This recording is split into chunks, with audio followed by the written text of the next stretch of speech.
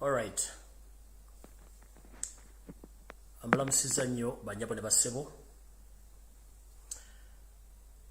Abalangira n'abambejja basaava ne banaava.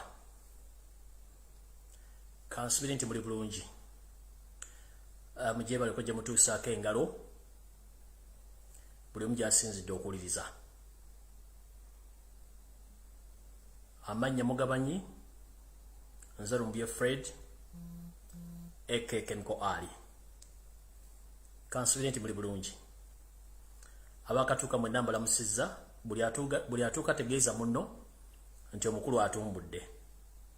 Twasazeewo tuyite ku mukutu guno ogwokubiri olw'ensonga nti guli omukutu gwandibadde gufunamu obuzibuzibu ngere mukimanyi nti babadde bagezaako nnyo gukwatamu n'ensalawo at least nkozese guno omukutu omupya tusobole okuba nga tulabagana bulungi nnyo. Kansubiri nti muli bulungi. Tubulanganya ebbanga libadde ddene olw'ebizibu ebyagaana Wanyinda okweggala y'ensonga lwaki mbadde mbabuzeeko. Mwenna ebizibu by'ebyagawo mwabimanya ebyantuukako era ne mulwana obwezingira okulaba nti nkola ki nfuna eddembe lyange. So nno ebigere bino era kyekindeese nzije tuwayeemu tukwaze emboozi nga Mukama embezi wange mugenda kunyumirwa shya leero yakawungezi ka leero. Kyemulina okukola kiri kimu, buli omu ategeeze omuntu we nti omukulu atumbudde. Kyekyo kyokka. Era kansooke ndowooza mbaweemu eddakiika emu 2-3 buli omu nga bwe yeeteekateeka then tulabe ki ekiddako.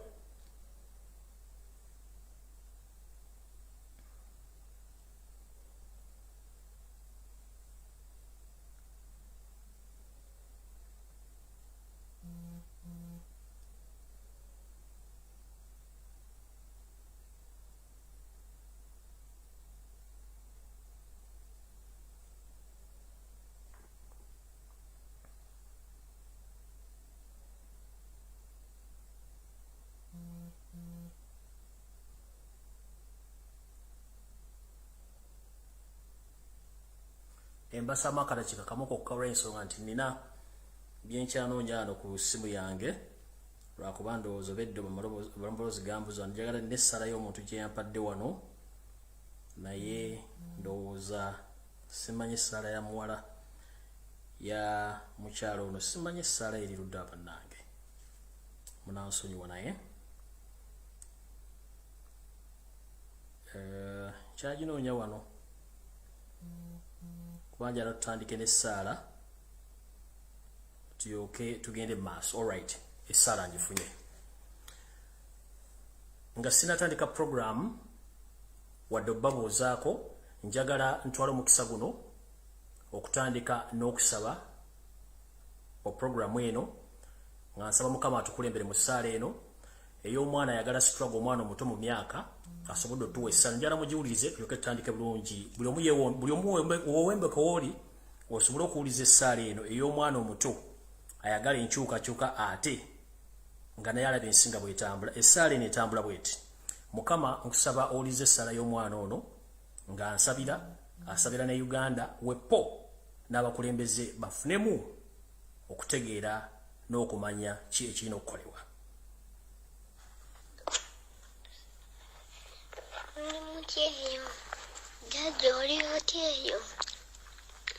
Muri mutyeyo Mukama akume naffe gye tuli bulungi musirye mutya Mukama akumya tukyali balamu mu linnya lya Yesu. Mukama afaayo Mukama era naffe gye tuli eno Mukama atukumye nga tukyali balamu Mukama. Tisha waffe oli otya oli bulungi Mukama akuwe ekisa Mukama akume era akuseeko obukuumi bwe.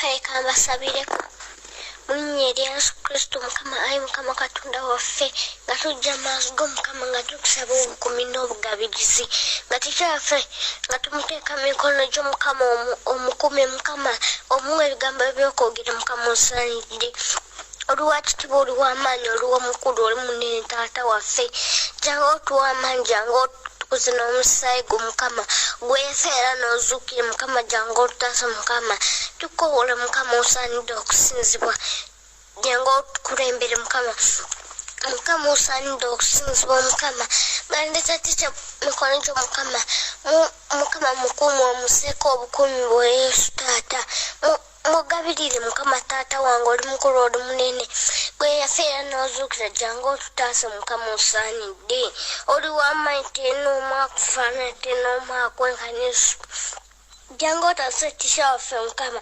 omuseeko obukumi n'obugabirizi mukama bamalayika gyeri emugulu bamuwambaatire ekisa kyo kimuwambaatire obukumi omuwambaatire yesu osaanidde okusinzibwa osaanidde okutendereza mukama gwe yafeera n'ozuukira mukama muwa ekisa kyo mukama muwa obukuumi bw'omukama tomuganya ndwadde zonna kumutuukako mukama mukama omukuumi mukama omuwa amaanyi osaanidde okusinzibwa osaanidde okutenderezebwa mukama taata oli mukulu mukama nga tulabika musaayi gwa yesu yonna gyali mukama muwa ekisa mukama mukuumi mukama yonna gyagenda okolera mukama omukulembeze bulungi mukama osaanidde okusinzibwa osaanidde okutendezebwa mukama gwe yafeera n'ozuukira osaanidde okusinzibwa mukama oli mukulu tenoomu akufaanana tenoomu akwenkana yesu taata wange jangu otutaasa otukuwe mukama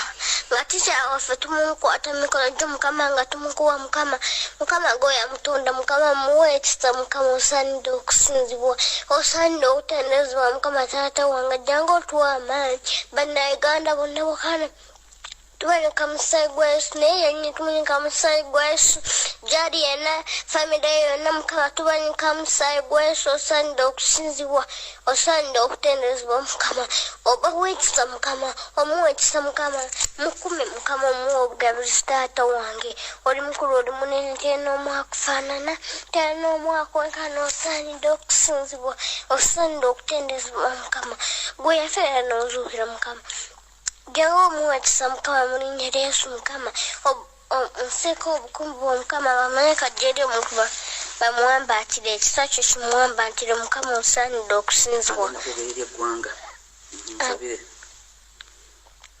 unyika musaayi gwa yesu mukama ng'ayogera eri eggwanga mukama omuwumuza mukama omuwa amaanyi mukama era omukuumi mukama osaanidde okusinzibwa taata osaanidde okutenderezebwa mukama jangu otutaasa mukama abantu bangi baagala mukama munditisha wawe mukama osaanidde nga bakaba mukama nga bajjoni mukama osaanidde kakati ate nga alina emirembe mukama osaanidde okusinzibwa osaanidde okutenderezebwa mukama oli w'amaanyi oli w'ekitiibwa tenoomu akufa. Amiina. Essaala ya mwana muto munnayuganda ayagaliza eggwanga emirembe era ayagaliza tikyamwe emirembe ayagaliza munnayuganda abatuddeko wano mu maaso emirembe byonna tubisaba nga tuyita mu linnya lya Yesu Kristo owanga alalamula emirembe n'emirembe. Amiina.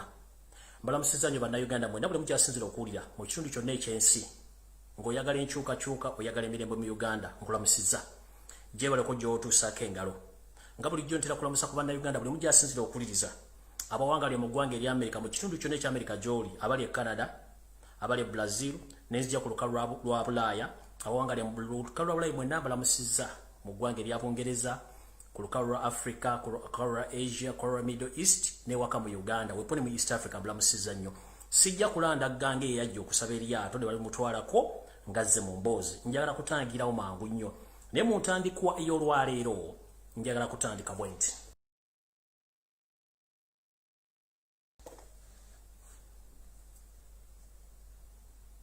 Kitalo nnyo ddala mwenna baviiriddwako abantu bambwe mu njega yonna ezeegwa mu Uganda. Naye kyakusooka kya byonna njala sooka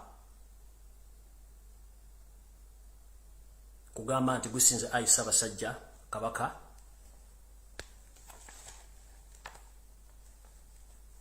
ekyokusalira kwa Namasole Margaret Nagawa Siwoza yaseeredde ennaku 2 emabega Mukama amuwumuze mirembe kubanga ffenna lyekkubo gye tulina okulaga enjawulo ya budde Ssaabasajja Businze naye Namasole Mukama akuwummuza mirembe byonna ebyakusobako Mukama bikusonyiwe ateekewo minzaani wakati w'ebirungi by'olesenga okoledde eggwanga ne Buganda n'okulera Ssaabasajja Kabaka omutuusa waali Namasole Nakabutuzi eyambutuza oyamuleka n'olyoka okwasaganya Ssaabasajja okumutuusa w'omulese Mukama akuwummuza mirembe. Mukowere erimu era nga lyakusaasira mu bbanga lye mbadde nga ndi emabega w'emitayimbwa emikono gitawumira muwemba oba ntungo njala kusooka okutwala okusaasira kwange eri ekkanisa y'Abasodokisi bonna ewangaala ne Lamula mu nsi yonna naye eno nsinzidde mu Uganda olw'okuviirwako kitaffe mu Katonda Yona Lwanga kitalonyo ddala bafamire y'omugenzi Yona Lwanga Mukama bagumye olw'ensonga nti naffe era kyekiseera nti enjawulo ya budde nti atuwa obulamu atera yabutwala naye ogenza otya. Mukama akuwummuza mirembe Bishop Yona Lwanga eyakola kyonna ekikyamu okutuusa w'oli ssaawa zino naye ajja kuba akugoberera. Nja kutwala okusaasira kwange era eri ab'ennyumba y'omugenzi eyali omumyuka wa poliisi omugenzi Paul Lakech kitalonyo ddala olw'okuviirwako omwana enzwala ya Uganda abadde aweereza eggwanga newankubadde nti awadde abaweereza gavumenti yabamusibira mu bbwa kitalonyo ddala. Mukama amuwummuze mirembe era n'ab'enju ye Mukama bagumye n'abantu mu Northern Uganda mwenna Mukama bagumye olw'okuviirwako mutabani wammwe omwana wammwe. Then enkola y'emu olw'okuba nti nze sisosola oba oli mu gavumenti kasita oba ng'osigala munna Uganda njala tutwala kusaasira kwange eri ab'enju y'omugenzi General Pecos Koteesa kitalonyo ddala okuviirwako taata wammwe muganda wammwe era naye yatufaako nga nkyali mu kkomera naye nga mujjukira bulungi nnyo nali namugambako nti bayinza okuba bamwetaaga babasinga okuba nga beetaaga obulamu bwe era ne babutwala kitalonyo ddala. So naawo era njagala okutuusa okusaasira kwange ne bannayuganda bonna abafiiriddwako abantu baabwe bwepo ne baganda baffe mwenna abali mu makomera abali mu kubonaabona buli omu gyali Mukama abenga akukingiriza osobole okuyita ng'oyita mu mbeera eyo yonna. Awo nno bwe mmala okunywererwamu n'abantu bonna bwepo n'okusasira Ssaabasajja Kabaka olw'okuviirwako maama eryekowe n'endiwummuza. Ngenze mu kkowe eryokubiri njala tutwala omukisa guno okwebaza bannayuganda mwenna buli mujje muwangalira mu nsi yonna nga saawuddeemu gwani nti mwebale nnyo mwebalire ddala olw'obuvunaanyizibwa n'obuvumu bwe mwalaga nga nkwatiddwa nga nnumbiddwa n'entwalibwa abatamanya ŋŋamba gye bantwala okuntereka okumala emyezi 3 weddu. Njala okwebaza emirimu gye mwakola egyansobozesa okuba nti nakati wano wendi ndiwo lwa buyinza bwa Katonda nammwe bannayuganda.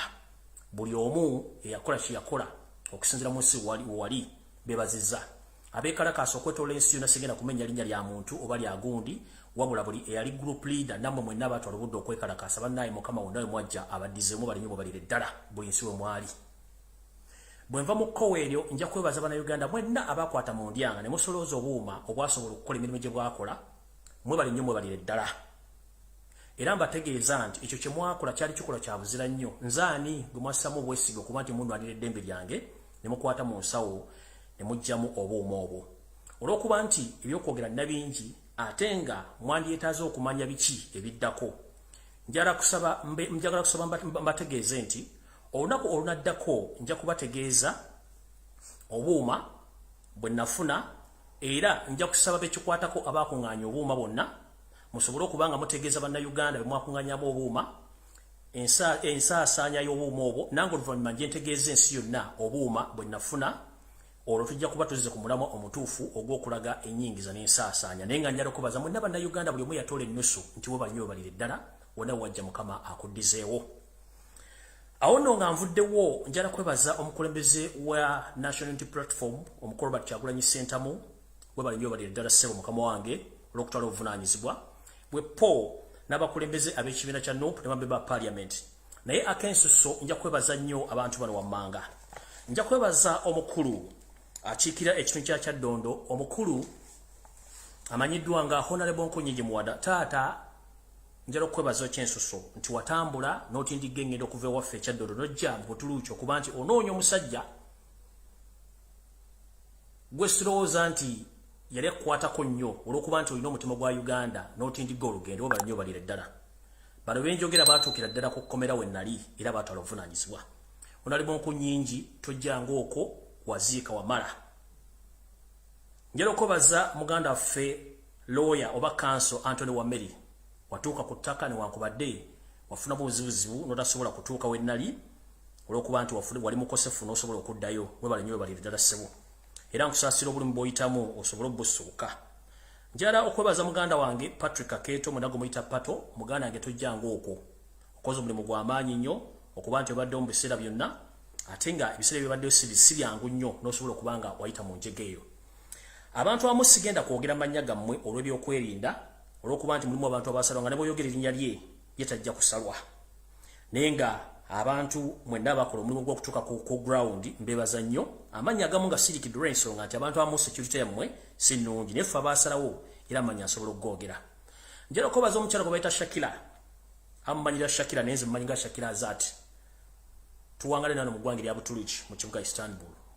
Mukyalo no Shakira yalaga obuvunaanyizibwa Bannayuganda bonna bakungaanya mu kibuga Istanbul omu ttake. N'atindigga olugendo naye okujja okundaba wankubadde teyafuna access kundaba naye nategeezebwa nti waliwo omukyala Munnayuganda era ekakasa ku kkomera ne ku poliisi ez'enjawulo. Omukyala Shakira Azati wonna wooli mwannyinaze webale nnyo balire ddala okutwala obuvunaanyizibwa na buli kimu kyonna kye wakola webale nnyo balire ddala. Abalala sigenda kwogera mannya gammwe naye mwetegedde olw'ebyokwerinda mwebale nnyo omulimu ogw'amaanyi gwe mwakola olw'okuba nti mwanwaniza. Wano njala kuzzaako okwebaza Bannayuganda mwenna nga sisosodde mwebale nnyo mwebalire ddala. Si kyangu okuba nti mwayimirirawo mu kaseera akazibu bwe katyo naye mwebale nnyo mwebalire ddala. Nja kwebaza Bannayuganda bannange mwenna mukola omulimu tukola omulimu gw'okwogera ba bloggers mwenna mwebale nnyo mwebalire ddala abaalwana. Sigenda kumenya mannya naye mwebale nnyo mwebalire ddala abaalwana. Mu kino mwakola omulimu gw'amaanyi nnyo weppole Bannayuganda abeekalakaasa okwetoola ensi yonna nti omulanga gwammwe oba enduulu zammwe zaakola ky'amaanyi nnyo n'okusinga amateeka bwe gandikoze. Kubanga mwatabala buli mutimbagano gwonna ne mugenda ku embassy zonna bannange mwebale nnyo. Sisobola kwebaza Ssekinnoomu okujjako bebaza Lufaaya mwenna mwebale nnyo mwebalire ddala. Mwetemanyi kye bayita freedom of speech, freedom of expression tekitegeeza. Kitegeeza ebintu bingi nnyo nti n'omuntu eyandibadde tategeera ki ky'ogamba akitegeera. So njala okwebaza nti Bannayuganda mwenna abaasobola okwekalakaasa. Ekyokubiri nga nasobola okugera ku kiggula luggi ba bloggers banne bwe tukola omulimu gwe gumu. Buli muntu yalina obulumi obw'enjawulo okulaba nti Lumbuye afuna obwenkanya n'okumanyibwa waali. Kituufu nnyo. Era buli muntu yalina obulimu bwa njawulo mu sekita mwe yali. Era buli muntu yali akola ekisaanidde okulaba nti Lumbuye ono afuna obwenkanya era ava gy'ali asobola okukola ki? Asobola okuba nga ateebwa. Mu kyo twafuna miscommunication, mwafuna miscommunication ne mistrust ne misinformation. Ebintu bisatu byaleeta obuzibu. Ba bloggers baganda bange mwenna abaavaayo ne mutandika okulima empindi ku Bannayuganda abamu abaalaga obwetaavu mu kuba nti baali bannoonya bwe baali bantadde nti njagala obbasaba bannaaye bwe mubanga mugenda okutandika okulwana oba okuvuma omuntu yenna musookanga ne mwetegereza omuntu gwe musalako ebigambo. Njagala bagamba nti ebigambo bye mwayogera byali bingi nnyo olw'okuba nti twali mu bulumi ffenna nga mulumibwa n'ebigambo ebimu tebyali bituufu era abantu be mwakonjera. Njagala kubasaba nti bwe muba musobodde okudda mu bokisi omwo beetondere baali bantu batuufu n'omulimu baali bakola mutuufu lwakuba nti waliwo miscommunication ne mistrust mu nkola ey'okunoonya Lumbuye. Naye nga njagala obbategeeza nti abantu abo tebalina musango.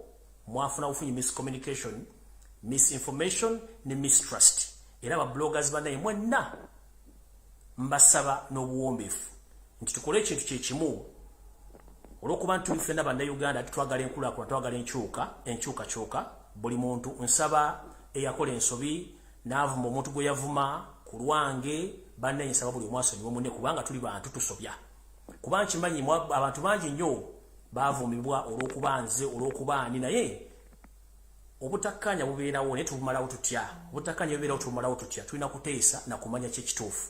Tugamba nti obulimba bukeera nnyo naye amazima ge gasooka mu maaso bwe kityo bwe kiri. Obulimba bwali mungi mu kukwatibwa kwange wa bizibu byange naye ate amazima ne gavaayo ate gakyavaayo. Mu ekyo ngenda kusala mbagambe nti buli muntu yenna eyafuna information enchamu nemutandika nemwevuma nemukola muti abanayisaba mu nsonyi okubanga yalinze yaleeta obuzibu naye ng'ekintu kiri nti bloggers banaye mwene bwetukola omulimu gw'okwogerera eggwanga n'okwagala enkyukakyuka twetegereze nga tetunnagenda ku kintu kyonna kuwalampa muntu kumwogerako bigambo bikyamu kikolwa kikyamu nnyo eryo nno kowanga ndivuddemu nga nfundikira njagala kugamba bwe nti ebigambo bingi ebyayogerwa okwetoola ensi yonna mu gavumenti ya wakati mu bantu abakolera gavumenti bloggers abakolera gavumenti abali bekwese nti bakolera enkyukakyuka kumbe nabo bambega bantu bangi nnyo n'abali gyali mikwano gyange abayogera ebigambo bingi ekyo si kyekizibu ekizibu kiriwo ekiti nze nno sina muntu gwe ngenda kulumba adde okuvuma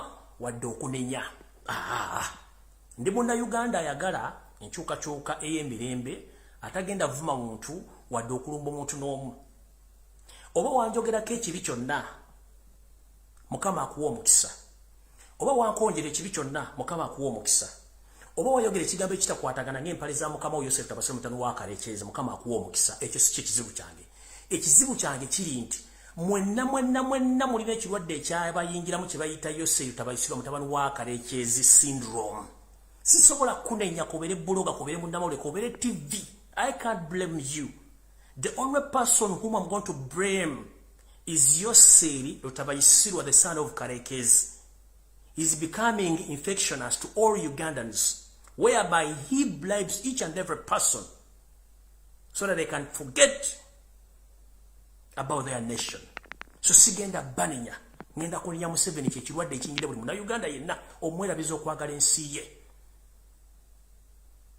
Era temusubira nti nabbuloga bwengenda okulumba, temusubira nti TV gengenda okuvuma, temusubira nti namawulire gengenda okuvuma, oba omuntu yenna eyajogera kibi no obuzibusibwa mmwe ekizibu ekirwadde kye bayita Yosefu tabasira mutano wa Kalekyezi kyekirwadde ekirumbi banda Uganda mwenna ekirwadde kijja genda nga tufunye gundi tufunye jabu yakyo tujikuba ekirwadde kiva mujja sigala tuli banda Uganda tugenda sigala omufekka naye kyekirwadde nga kikoze ekigenze kati sina gwe ngenda kunenya okujjako bagamba nti mulowooze emirundi ebiri ensi Uganda etusinga ffenna nange kennyini ensi Uganda ensinga Museveni ensi ekusinga TV z'omu Uganda ensi ebasinga abaatusookawo singa bakolanga ebitukola singa ensi teriiwo kale n'olwekyo mwenna bannayuganda sina gwe ngenda kunenya eyakola ensobi eyasasulibwa Kajjubi Fred Lumbuye okole buli kimu ekikyamu Mukama ako ky'osinga okwagala nerowooza nnyo nga tonnava mu nsi yo obusente obwo bakuwa ze zimu ku ssente z'omuwomusolo ezisasulibwa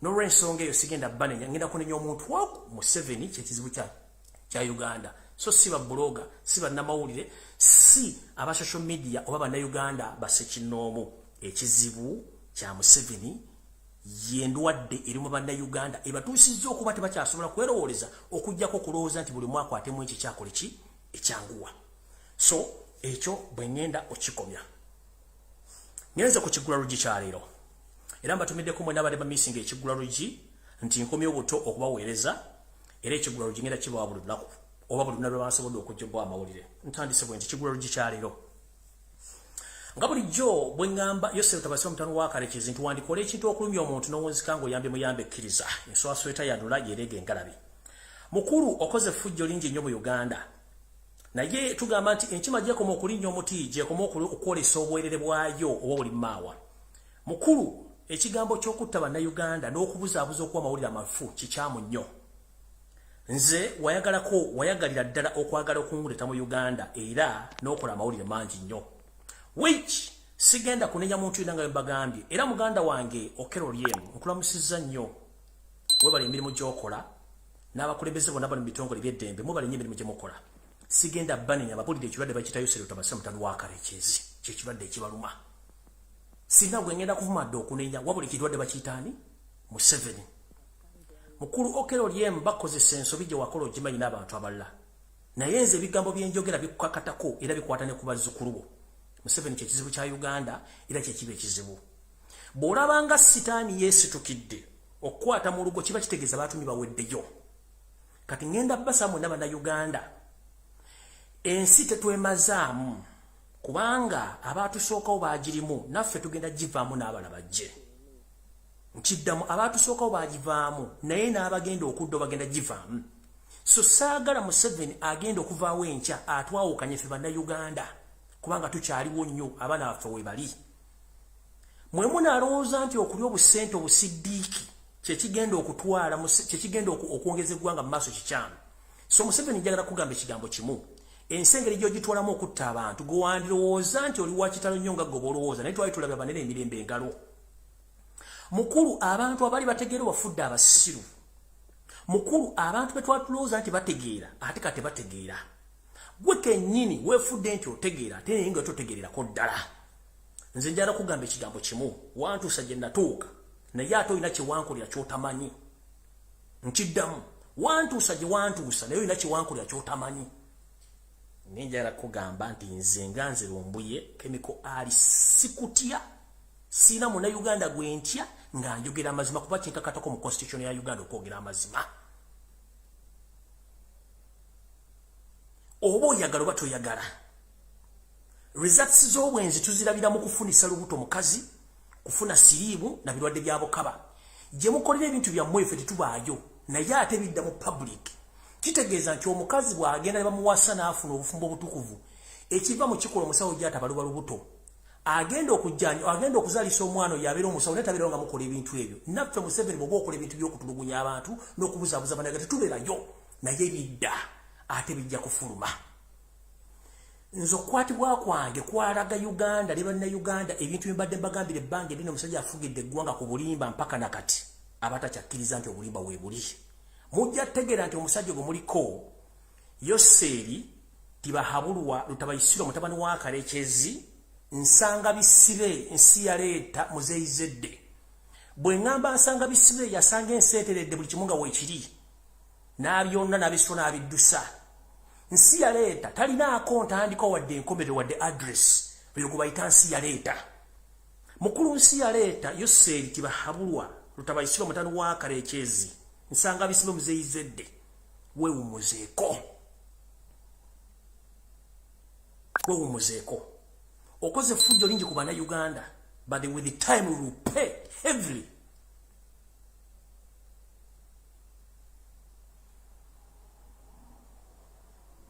Gwandirowooza nti gwosinga okutegeera mu naye si gwosinga okutegeera.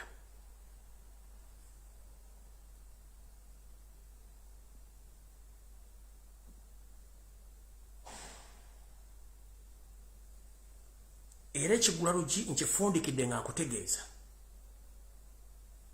Mukulu nsi yaleeta nsanga bisibe muzeyizedde wumuzengala byakolera. Amazima gakaawa naye ojja kumanya amazima. Kati anvuddewo olw'okuba nti obudde nda butono ate abantu bamugenda kukola. Njagala okusookera ddala bategeeza. Sirina kintu kyensobola basasula mu nsi okujjako kusigala nga nkola omulimu guli gwennyini gwe mbadde nkola okubawa information era nyikyambuza bulungi nnyo nga mugitegeera. Kyensigala nga nkola kyekintu kyenyinza obbasasula mu kyokka. One, maze emyaka egiwera gigenda mwena sikola nga nkolera ggwanga kukyuka. Ntuuse n'okugenda mu kkomera nga nkyolera ggwanga kukyuka. Kye mwansasulamu kisinga bye mbadde nkola mwe bali nnyo mubalire ddala. Kyenyizo basasulamu kwe kusigala nga mbaweereza n'okubagula information yonna nga bweneeba. Era bwe naaba nga ngifuna ngenda gibawa. Era nga njagala tandika n'olwaliro mbaweeko ku information gye nnina mujja tegeera. Olw'ensonga eyo okwebaza kwange n'ekigula lugi bikomyano kati video entuufu etandise.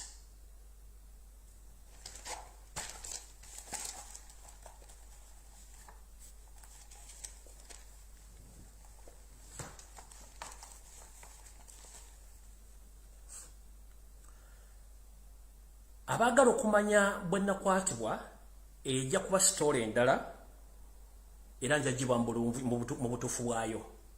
Essaawa zino olw'okuba nti tukyali mu kooti ebintu ebikyatambula nga mumanyi nti mateeka nti omusango togwogerako nga gukyali mu kooti. Na wano bwe kiri era ekyo kyo mbasuubiza nja kugubawa era mbabuulira engeri gye bankwatamu na buli kimu. Naye mbagambye buli muntu yenna eyankolako effujjo nga Munnayuganda munnange sigenda kuvuma sina kye ngenda kukola. Ensi ejja balamuza kisa. Nze gwe mpalana era gwe mmanyi nti yakola ebintu bino Yosef Tabasira mutani wa Kalekezi. naye ba bulaza mmwe ne ba sister mwekube mitima tunuulire ensi Uganda n'ensi endala ezigyetoolodde olyoka olumbe Lumbuye omutumbe kyoyagala omuvume otuuke n'okumulyamu olukwe tunuulire ensi Uganda kyekikulu ntandise bwenti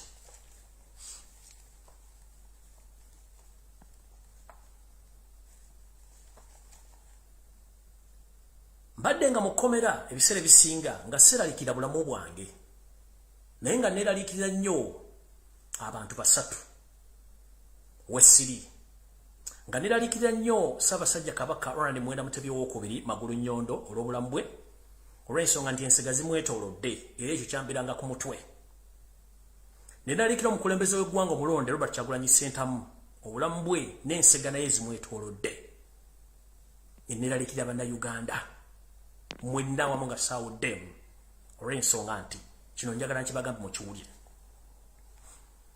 mu nsi yonna Uganda ekwata kya mukaaga okuba nti yeesinga bambega mu nsi yonna abali ewaka n'emitala w'amayanja nga basasulirwa sente z'omuw'omusolo wandirowooza nti ne neighbour akulya emitooto bwe binannamiro nti munnayuganda munno naye ng'ate embega awedde emirimu omwami ono alina bambega mu buli kitongole kyonna ekinene mu nsi yonna kye mumanyi whereby nti employinga n'abazungu bamubegere recent waliwo omuntu gwe bakwata mu home office ya Bungereza ng'abadde embega wa Museveni era abantu abasinga obungi abamibwa obutuuze bwa Bungereza n'abatikibwa okuva e Bungereza yali nsonga ya mwami oyo embega wa Museveni gwe yali ataddeyo omwami ono alina bambega mu International Criminal Court omwami ono alina bambega mu UN nga n'omu ku bambega b'abakulu ye mukyala Winnie Byanyima n'abantu abalala baliyo abakulu emuluza nti bakugunavu mu parliament ya Bungereza alinamu bambega abamukolera bye yasasula ebizimbe amini bye yaleka amaze okusasula mu ggwanga erya Amerika alina bambega abali ku street bannayuganda omuli abakazi n'abasajja ababega abatambuza kanyo kawulire era nga bannayuganda bafunye obuzibu mu mawanga ga Afrika tomala mu East Africa tomala mu Uganda kye kizibu nnyo ye namba 7 mu kuba nti alina bambega abangi mu nsi yonna naye nga abantu bano tebabega on behalf of the benefits of Ugandans. These spies, they spy to protect Museveni in power, not something else. They are protecting him to stay in power, but not on the behalf of Ugandans. Ensendala zina bambega aleke byenjawulo abazibegera ku lw'abannansi baazo naye Museveni bambega be babega kubeezaawo gavumenti ye na famire ye nkibanyonyodde bulungi kyova olaba ne bumuwandika petition mu International Monetary Fund Museveni ayirayo bambega be abamukolera abasasula ssente empitirivu mu dollars abalala yabawa birombe bya golodi abalala yabawa ebirombe by'amafuta buli kimu kyo kyayagala akikola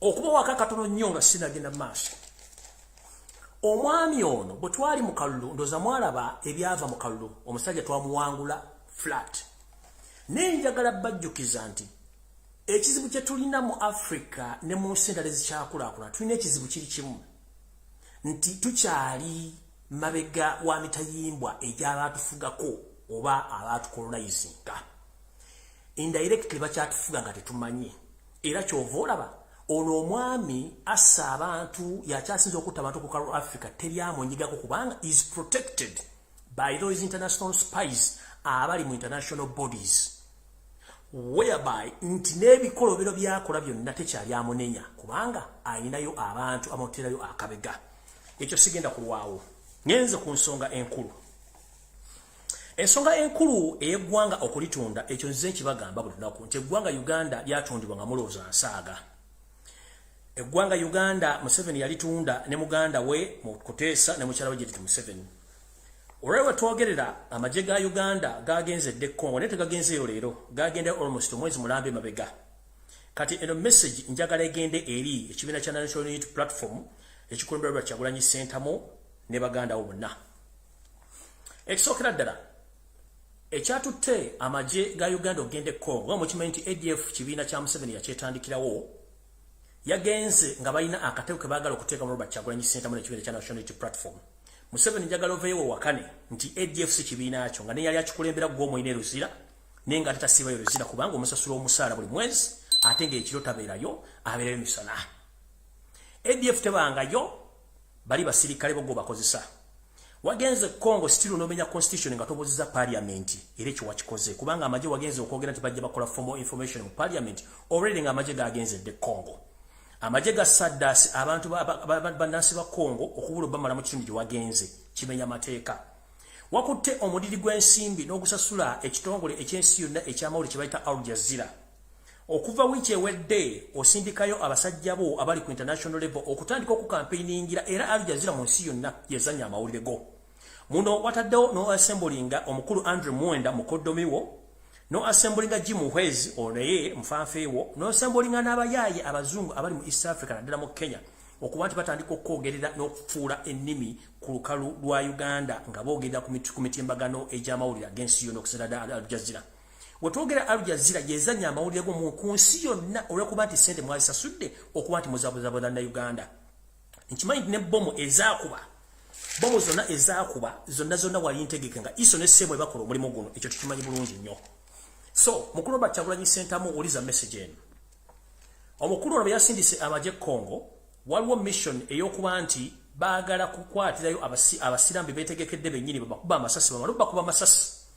Ng'abantu bano balina attires, balina ne ballet zino ez'okumutwe, balina ne membership za NUP eza card nga zisayinigiddwako gwe Kajjubi Kyagulanyi Ssentamu nti go azibawa.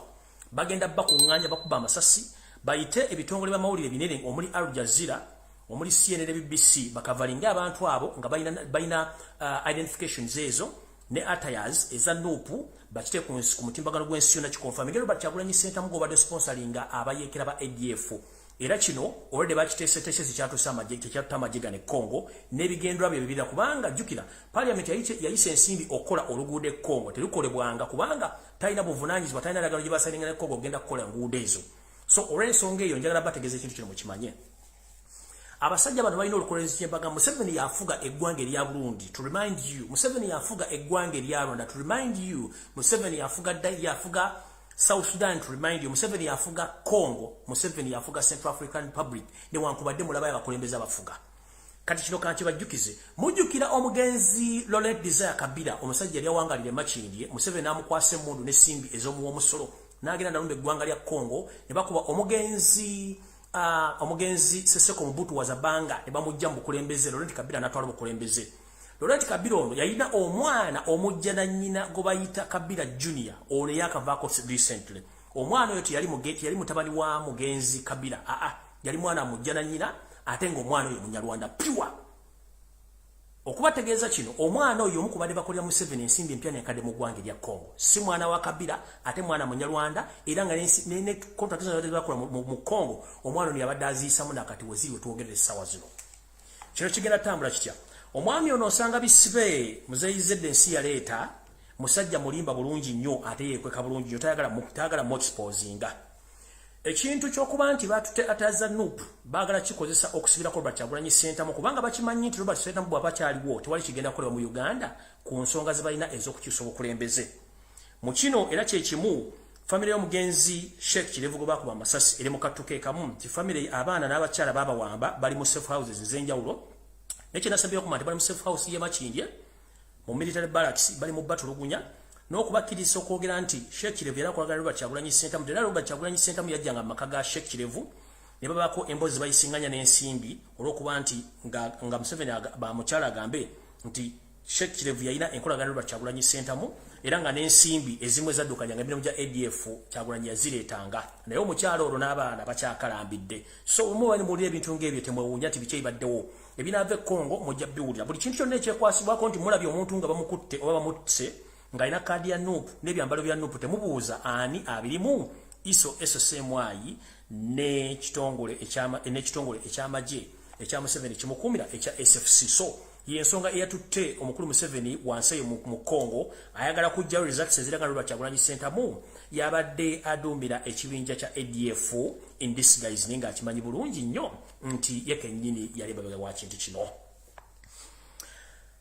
Ago gawedde ngenze kumalala twade tuli awo nga muwulira amawulire nti China yatutte ekitabo kino baali bakitwala dda naye nga batya buti kwogera nti China atwala ekisaawe kino naye nga China tetwalanga kisaawe kino kyokka ku ndagaano Museveni yasayininga nabagamba nti abantu bano tebasomanga mulowooza nsaaga kya bulijjo mu mateeka nti eggwanga bwe baligenda okwewola ensimbi bayita mu kakiiko ak'ebyenfuna mu paaliyamenti ne bateekayo okusaba kwabwe paaliyamenti n'ekukkiriza ne kulyoka kusiteekebwa mu bitongole by'enjawulo by'ensi yonna ne balyoka basaba omusimbi Yosef Tabasula mutano wa Karekezi muzeyi zedde ensanga bisibe ensi yaleeta yasituka ne muganda we Samu Kuteesa wepone mukyala we Janet Kemba bazibombi ne bagenda mu ggwanga lya China ne basayininga endagaano ezitunda ebyamaguzi n'ebyobugagga bya Uganda abantu basatu nga tebategeeza ku paaliyamenti bo ne basayininga endagaano mu kisinga okusesa era ekikwasa ennaku omwami ono nsanga bisibe ensi yaleeta atamanyiddwako nsibuko ye zeyizedde Yosef Tabasula mutano wa Karekezi endagaano ze yasayininga ezimu zaali mu luzungu bazivunudde n'endala ezitavunulwa mu luzungu nga ziri mu China ate nga ziri mu bugambo butono nnyo bagenda okumala okwekkanya endagaano zino ze basayininga nga n'ebintu balina okuwaayo biyitirivu nnyo ku ssente ze babawola olw'okuba nti ssente bo lwazifuna ne bazikolamu ebyabwe endagaano ekomawo baluma bagenda okwetegereza endagaano givunula nga balina bingi nnyo ebyokuwaayo mu kisooka mwalimu ekisawo ky'entebe kyo kigenda mukkirize oba mugaane mukulu Makerere University nayo kwegenda okugendera mukkirize mugaane Nakawa nayo eyinza okugendera kusinziira ku baana abasajja bebaagala Kyambogo University naye eyinza okugenderako Jinja Dam Power Station naye egenda kugenderako Kaluma Power Station naye egenda kugenderako Lake Victoria eno baali bagiwaayo dda era najje ne bagamba nti Lake Victoria okulemba ne bannayuganda badde bavubavumu n'amaato nga n'ebinnyanja bavuba bina address biraga mu kitegeere nti ennyanja eno yali yagenda dda nga bo bagiwaayo dda mu bintu ebyo birina okuba mu bintu ebirala bigenda okugenda kamba jjukize mu bintu ebirala ogenda okugenda bye bino wano wammanga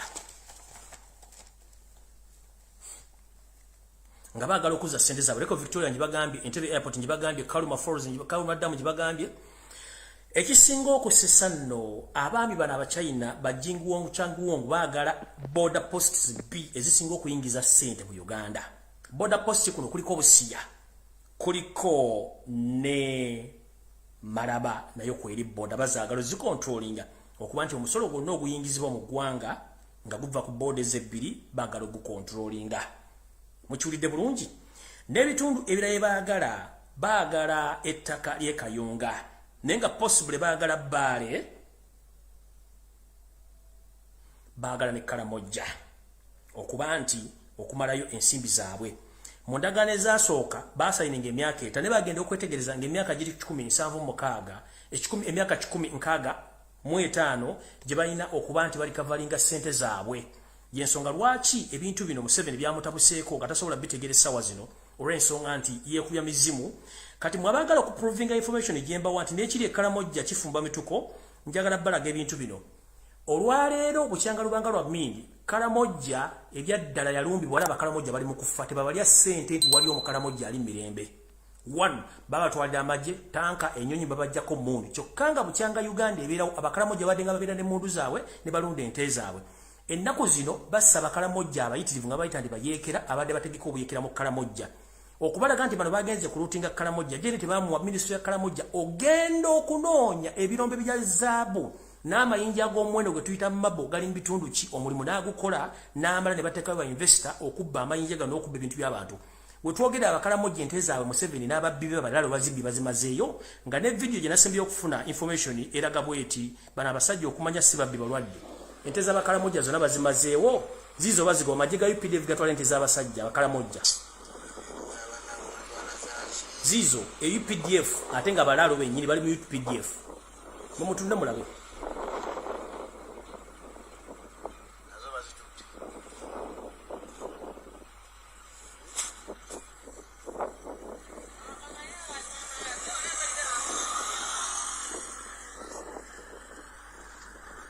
mulinde mulabe ente z'abasajja bali mu kuzibba eyo gwe muyita nsi yaleeta nsanga bisibe buli kimu akitwala kati ali Karamojja mu Buganda ettaka limulimye okutwala kati yagenze Karamojja ente z'abasajja zizo zonna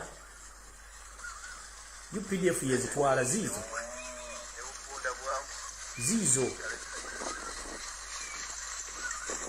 eyo SFC yetwala ente z'abakaramojja gaago magendo za mugalaba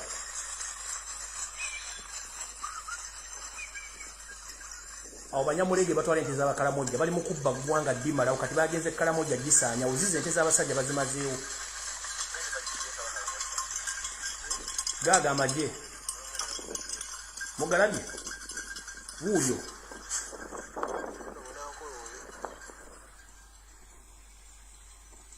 ezente ziri awo kati kalamoja waliyo kituyita mabo amayinja g'ebbeeyi era nga tasobola gakyamako nago gaagano bagasimba bagatwala bagateeka mu container ne gatambula ensi yonna ne bagenda bagatunda kyokka gavumenti erina kyemanyi gaago oyo mabo ali kalamoja era kabaka ono ng'amwagala nnyo olw'obuweereza bwe omuntu obwanga bamwagala kubanga yali aweereza kyokka kabaka buli lwe yatambulanga n'omumbo wuuno nga banyumya omuvubuka agamba kabaka ti kabaka teweemulugunyanga maaso ga katonda buli ekikutuukako kiba kituufu kubanga katonda takola nsobi buli kyaleeta mu bulamu bwo kiba kituufu era kiyamba ggwe n'olwekyo buli mbeera yonna gyebalise mukama oba masiga oba ssanyu sigala nga weebasa katonda kabaka n'atunuulira omuvubuka ono nga bwe batambula ne banywa ekyo kyamugabe buli mbeera yonna kabaka weebase katonda kyokka lumu baali bagenze ku ttale nga bayiga enjiri nejja enjiri yembise y'omusiko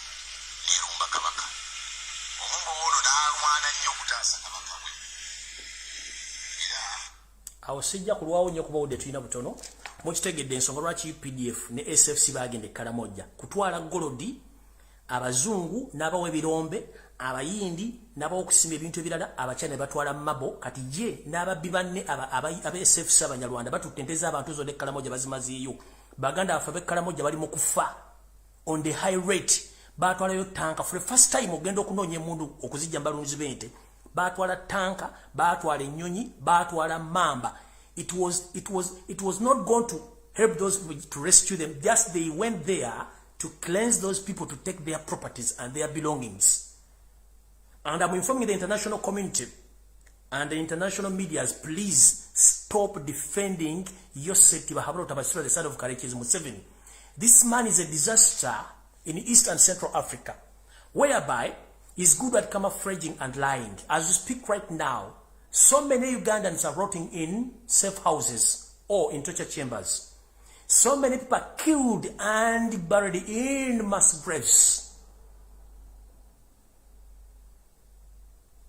Right now, Europe and America, you are trying to protect Museveni, but if you don't wake up early in the morning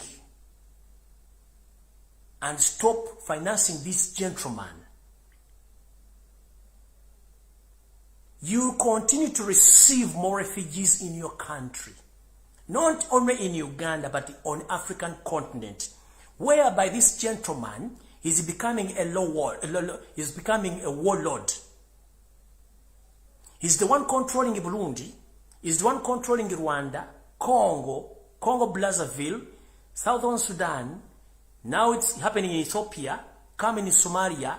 He wants to destabilize Kenya too. And he's in good terms with Tanzania.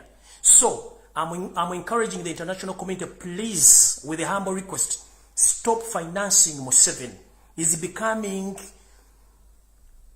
a deadly weapon in East and Central Africa. As we speak right now, there are so many Ugandans and so many Africans who are fleeing their countries due to the economic crisis, and people are running for their lives.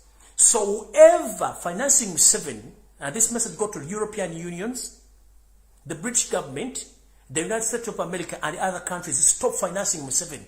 Because the more you finance this criminal, the more he keeps on killing people, the more he keeps on destabilizing Africa in general. If you think that I'm lying, please come on ground. You will witness. And I'm encouraging and I'm asking politely, European Union, the UK government, and the United States of America, please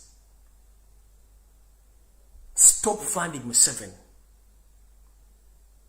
Because the more you fund Museveni, the more he destabilizes the East and Central Africa, the more people flee their country, and the more people they seek refugee or asylum to your countries.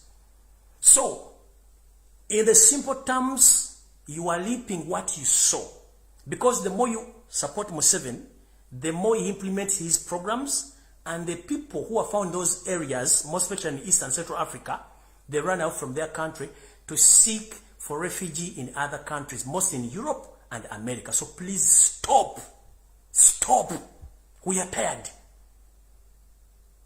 Right now, Europe, right now as we speak right now, Europe is in a crisis of refugees from Arab countries.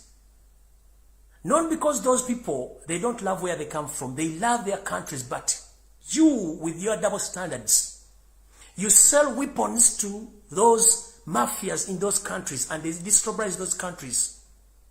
And those people, they can't wait. They have to run away from their countries. The same happens to Uganda. Every day, every time you sell weapons of mass destruction to Museveni, and he destabilizes the country, the more Ugandans flee their country to go to other countries to seek refugee. So please, European Union, the British government, the United States of America, please, I humbly asking you, please stop defending, supporting Yoweri Museveni, because he's becoming a terrorist or a problem in East and Central Africa. And if you don't stop him, don't regret for the outcomes.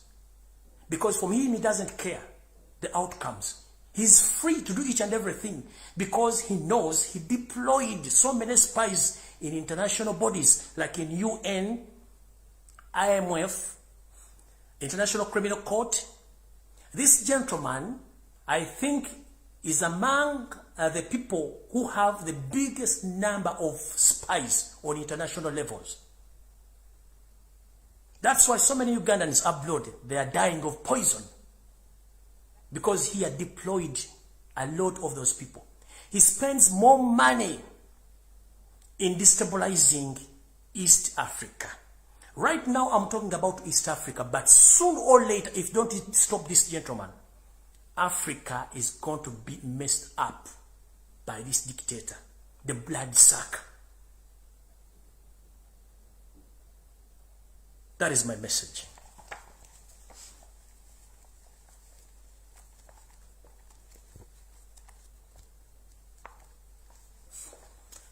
Eno message njagala egende eri bana Uganda mwenna abawangalira mu border eyawukanya Tanzania ne Uganda. Museveni njagala wakandi bwagenze Tanzania wagenze ku ndagano z'amafuta. Endagano z'amafuta zaggwadda wakati wo n'omugenzi Pombe Magufuli. Ono omukyala afuga Tanzania mulina omukwano ogw'enjawulo era mu endagano ze mwakola endagano z'amafuta ne ziggwa. Ekyakututte Tanzania kikino wano. Okimanyi bulungi nti international organization ezisinga obungi ziri willing okujja mu Uganda okufindinga atrocities zotandise okukola mu Uganda kubanga these governments or these international bodies, they are investigating the information they get from the ground that you are killing Ugandans and you are burying them in mass graves. As we speak right now, you went to Tanzania to camouflage that you were there for the sake of signing agreements of pipelines. No, those agreements were done some time back. You went there to seek permission so that you can hide your weapons of mass destructions which you produce in Kapeka Masulita, that is the Royal District, and in the islands of Sese.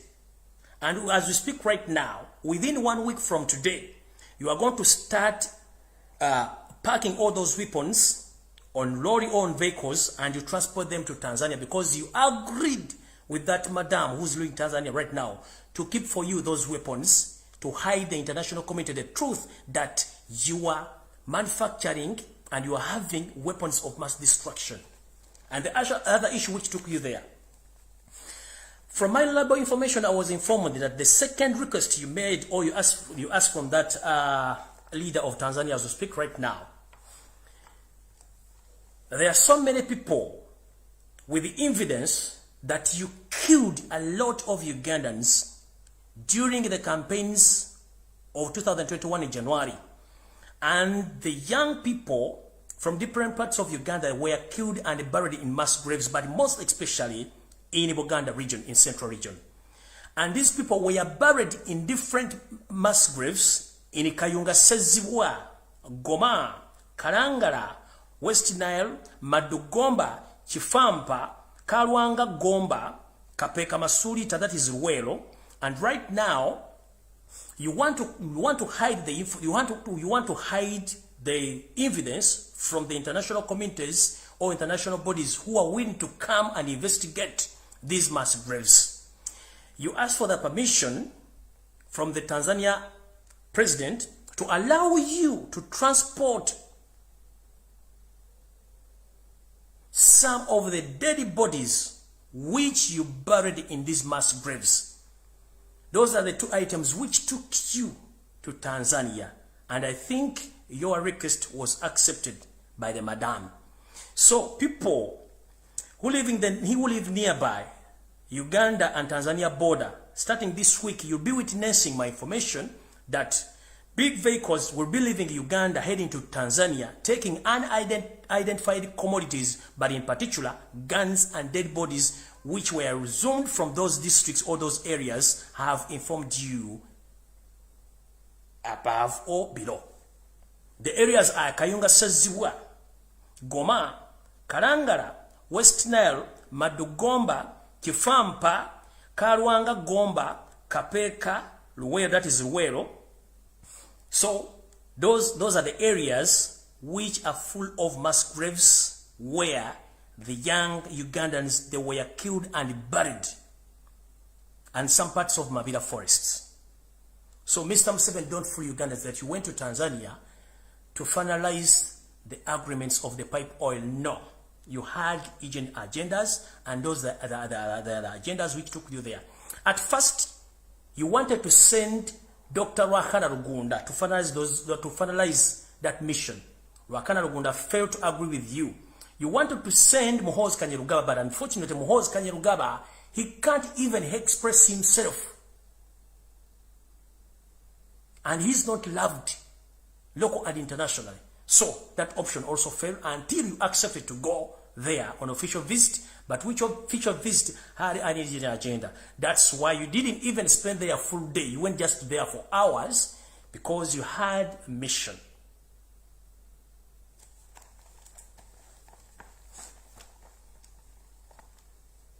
Security alerts.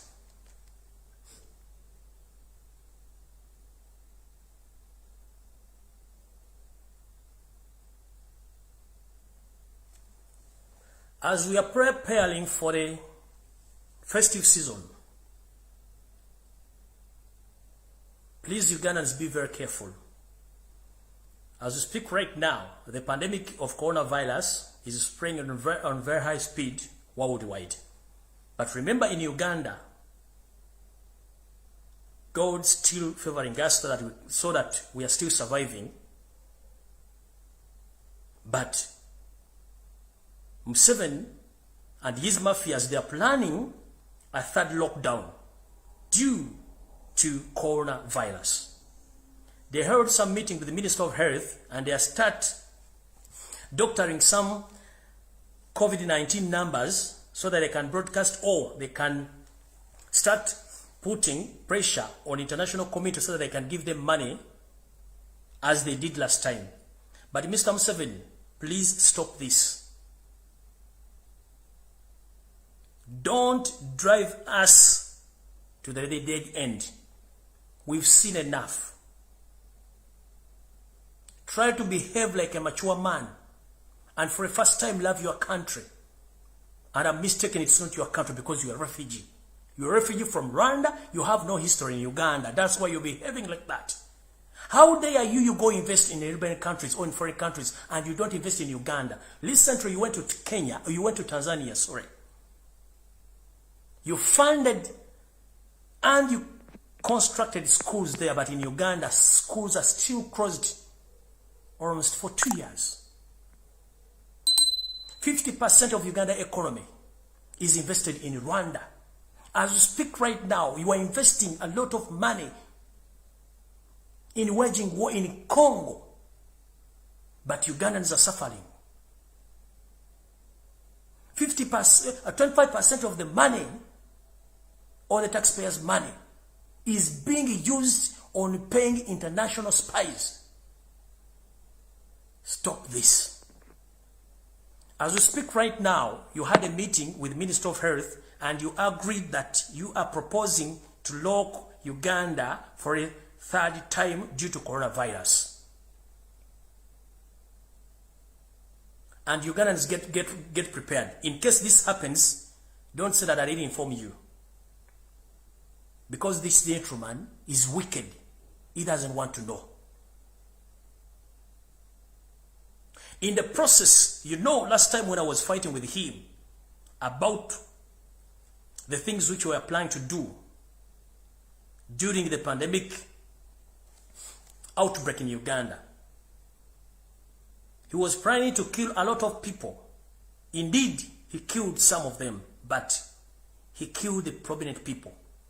And right now as I speak, he's planning to kill some prominent people in Uganda. You know, there are so many Ugandans who don't understand Museveni's tactics. Museveni is not a friend to anyone. He's a friend to his family. The rest, you are just helping him to finalize his mission.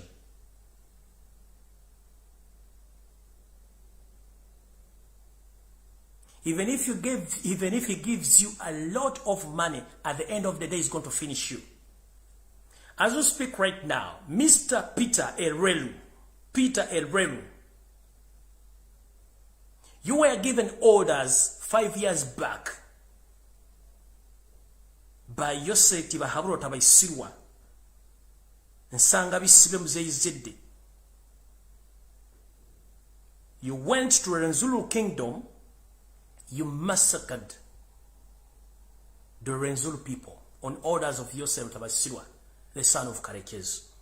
Many people lost their lives because you were ordered to do so.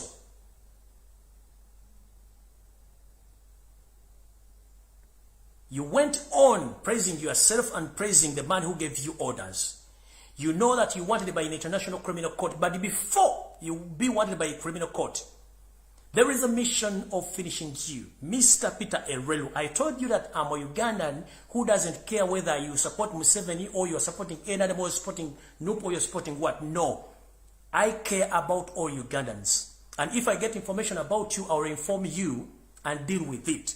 Mr. Peter Elrelu, Museveni held a meeting last 3 days and they agreed that Peter Elrelu, you know much and you are becoming a problem and you might be a witness somehow, somewhere when Museveni is overthrown or Museveni will be questioned about the catastrophes he committed in Uganda.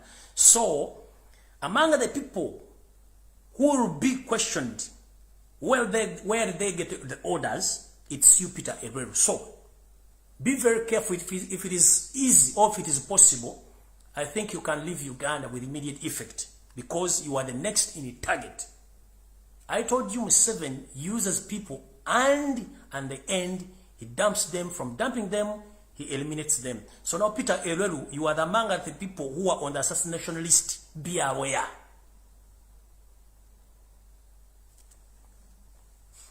Sam Engola,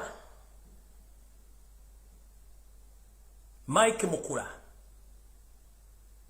you are among the people who are listed who are going to be assassinated soon or later. Be aware.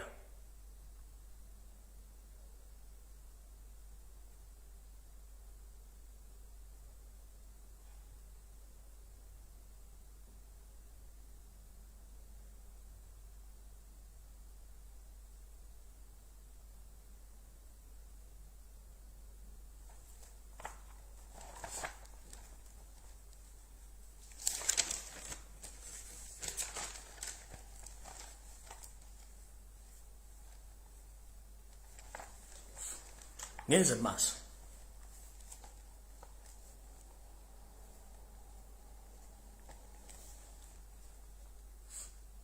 Mwenanga mukimanyi nti omwami ono Yosef Tabasira mutano wa Karekezi yeke nyini ebintu byakola tebikiriziganya na mateeka ga Uganda. Njala tegeza baganda bafe mwenna abalina obulwadde obwa mukenenya. Mukimanyi bulungi temukirizibwa kugemebwa olwokuba nti mulina embeera etali nnungi. naye ndowooza ensimbi ezaali zirina okukola ku nsonga zammwe mwategeera abantu abazibba. Muno mwe mwali omugenzi Teddy Sezikyeye, mwalimu Janet Museveni Kembabazi, Wepo n'omukulu Mike Mukula. Babba ssente zammwe ezimu ne bazimba bye bazimba. Wetwogerera essaawa zino Museveni yatoye order nti omuntu yu ayina akawuka ka mukenenya ateekeddwa okubanga alina okukimbwa atagenda kuweebwa mpeke zino. Kitegeeza ki? Mulina ebbulwa ly'empeke zino olw'ensonga nti waliwo ekigendera eky'okutandika obbasaanyaawo n'ekigendera eky'obbakendeeza, naye nga mukimanye nti ebintu byonna bikolebwa nga bwe mulowooza nti byenjogera si biriyo ne mujja kutegeera ekituufu kye ki. Mbagambye omwami ono Muhwezi ne Janet Wepo ne Mike Mukule babba ensimbi ezo. Mujjukire nti n'omwami eyabawako obuzuulizi eyali munnamawulire gwe bayitanga Teddy Sezikyeye, ono yattibwa oluvannyuma lw'okuba nti yasibwako mu kkomera Luzira n'amala n'ayimbulwa, oluvannyuma n'attibwa abakozi ba state aba ISO abamutomera ku boda nga ddewe era n'attibwa oyo n'aggyibwawo. Mike Mukula nkugambye omanyi bingi nnyo ebikumanyisa ebingi ennyo wadde oli wa NRM Misimeyo Gusime Vice President waawa nkugambye oli ku assassination list, ekyo nkikugambye kibeera nange okitegeera. Mike Mukula okitegedde. Ngenze ku kirala. Mukulu Museveni mbadde mukomera ng'okola ebikolobero bingi nnyo, ne bwe mba n'okola ebikolobero bingi nnyo. Watandika okutega bbomu ng'okozesa ebitongole ekya ISO, that is Internal Security Organization, CMY ekibega amagye, Wepo n'abantu aba SFC. Watega bbomu mu basi eyali eva empigi n'entandika okulabula abantu bbomu zigenda okuvuga mu butale, n'olowooza tetutegeera. Abantu bakola kye tuyita analysis ku bbomu zonna ezaavuga, baani abaazitega, zaateguka zitya, obutambi mwabukola butya ne bukyusa buli kimu nga mwagala ogenda e Congo kubanga mukimanyi. 1 Museveni okimanyi tolina kyayina ssente. Gy'olina okujja ssente kwegenda e Congo okubba ebyobugagga. Kyekyo kati kikutwala e Congo. Naye nga ate olina n'olukulu okufulayimenga Kyagulanyi Robert Ssentamu. Kati mukulu, kankuswaza olwaleero. Omuvubuka gwe mwakozesa ogenda okutulisa bbomu mu bus eyali eva mu bitundu eby'amaserengeta ga Uganda ng'edda e Kampala, gwe mwawoza mbu yali mutujju era n'amanya mwagabwa, mukulu njagala kuswaza nga n'enseeraba. Bbomu eyakubira mu bus empigi, omuvubuka oyo yali mukozi wa state era nga mukozi akola ne flying squad. Y'omu ku bavubuka abatrainingibwa bwe batraininga Kabakabalya Police Training School. Ono yali mu kibinja kya 7 mu bibinja ebimu bwe yatendekebwa eyo, naye nga yali mu kibinja kya Jati mwakolera. Mwamu omulimu ne bakama bagenda okutega bbomu zino. Bbomu eno n'etulika bubi, bwe yatulika obubi, omwami ono mukama we eyali ku ddute yali supervisor n'amukuba essasi. Omwami ono amanya ge amatuufu bamuyita Agaba Anthony. Enamba ye ey'owambega oba ey'amagye eri 33340 giwakani nti si ye gwagamba nti yali amanga terrorist yafira mu basi.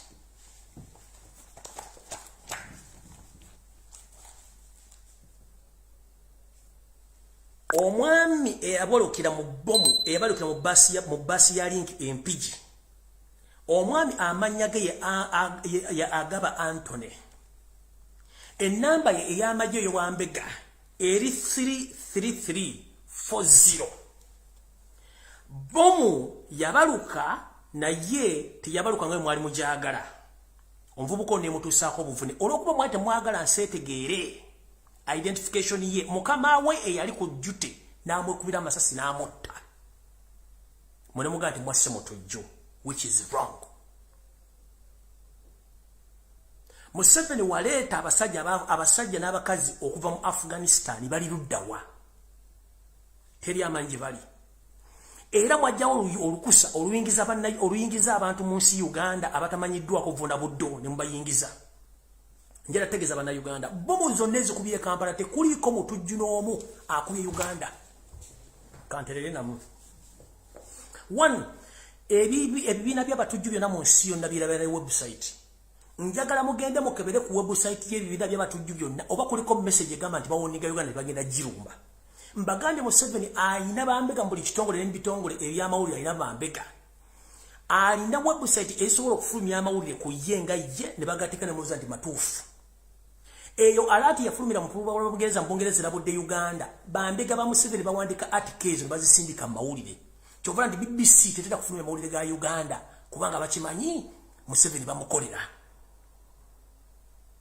Teri website eraga nti Uganda ino olutalo n'abatujju tekiriyo bantu babe yabategeka.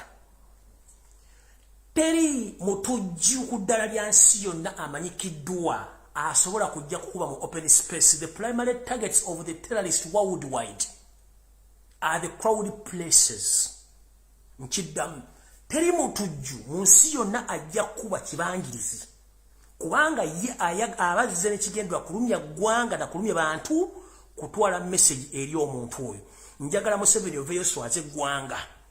Before nga tonategula bibombi bya kisiru website chozi kube ku mezo zoba na mawulire bo olage nti Uganda bali bagitaddeko obutuju nti bagirumbye. Bagenda jirumba. Kebere Al-Shabaab tetwatirina kye twagaza. Kubanga Al-Shabaab is part of your job. ADF is part of you. This is to remind Ugandans, since Museveni came in Uganda in 1950s, he started camouflaging and killing those people whom you think that they will become obstacles in his wish or in his dreams. There are so many Ugandans who lost their lives during the 50s, the 60s, the 70s, and the 80s. Okumanya kasajja kano kachamu. Kasasula amawulire bannamawulire n'emikutu gyonna mu nsi yonna ne gisiiga omugenzi Idi Amin Dada enziro to the extent ne kamuteekako n'ogw'okulya abantu. Naye nga ngenda bazzaayo mu myaka gyonna okuva n'okulumba olubiri olw'emmengo Museveni olukwe lulimu nalubanyumiza bulungi nnyo. Era bamala okukuba olubiri omu kubajja okusupervisinga okulaba omulimu gwe ya mentali nga gwatuuka era gwatuukawo. Museveni yomu n'agenda ng'ajjawo bantu bonna byali asuubira nti bagezi n'abajjawo. Museveni yomu n'atuuka okuba nti ye yali mu lukwe era lwajjawo Obote bonna balutwa. Kati mukulu Okelo Oryem wanjogerako ebigambo bingi nnyo, but this is to remind you. Abamu ku baali mu lukwe olwakunkumula kitaawo omukono mu kibiina okumutuusa okufa yali Yosef Tabasira mutano wa Kalekezi gw'osavinga essaawa zino. This is to remind you. Kyenvudde nkugamba sigenda kuvuma kubanga tomanyi. Robert Kyagulanyi Ssentamu yatugamba nti atamanyi titamanyi mubeeramu abeera muyizi mu muyigirize. Okereremu batomanyi. Nkimanyi bulungi nnyo nti kitaawo yakulekera history nti Tito Okelo Lutwa yali amanyi Museveni ebitundu 99 ku buli 10 nti si Munnayuganda. Ne mu meeting eyali Nairobi yali eteese emirimu bamukubanga Museveni wali togenda lwalira wamu e Rwanda so si Uganda n'abatereka n'abatta. Kati muganda wange Okolye, this to remind you. The man who was behind the overthrow of your daddy's government is Yoweri Museveni Kaguta. Lutabayisirwa. Nsanga bisibe nsi ya leta. Because this man feared to be exposed, he knew that Okelo left some children behind, including you. And you knew the information about Museveni that he's not a true Ugandan. So Museveni decided to employ you so that he can silence you. You are serving the devil, and at the end of the day, you will become a devil too. Mr. Okelo Oryem, grow up. We are all Ugandans. We are led by the foreigners. For 36 years, Uganda is behind. You are a minister, you can travel anywhere you feel like. Please, I request you very kindly.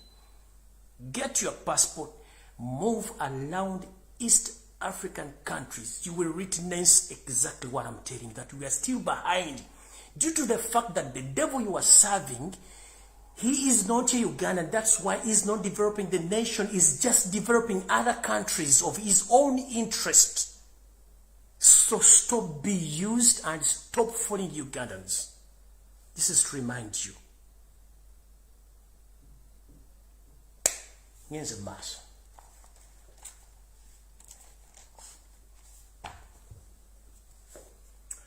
Bomu bomalo zikuba nga kyoyagala pressure kuyitiriddeko. Mbazayo ko emabega mu 1970 Museveni ne banne batandika ekibiina kye bayita Flonasa. Ekibiina kino kyajjanga kirwanyisa omugenzi Idi Amin nga bakola ebintu bino wammanga. Bajjanga ne batta abantu ba prominent figures, bannabyabufuzi, bannaddiini, okubba banka, n'okudestabilizing eggwanga n'okubuza ebyetaagisibwa okwonoona gavumenti ya Amin bakikola bulungi nnyo nga batega ne bbomu zibakola olwaleero.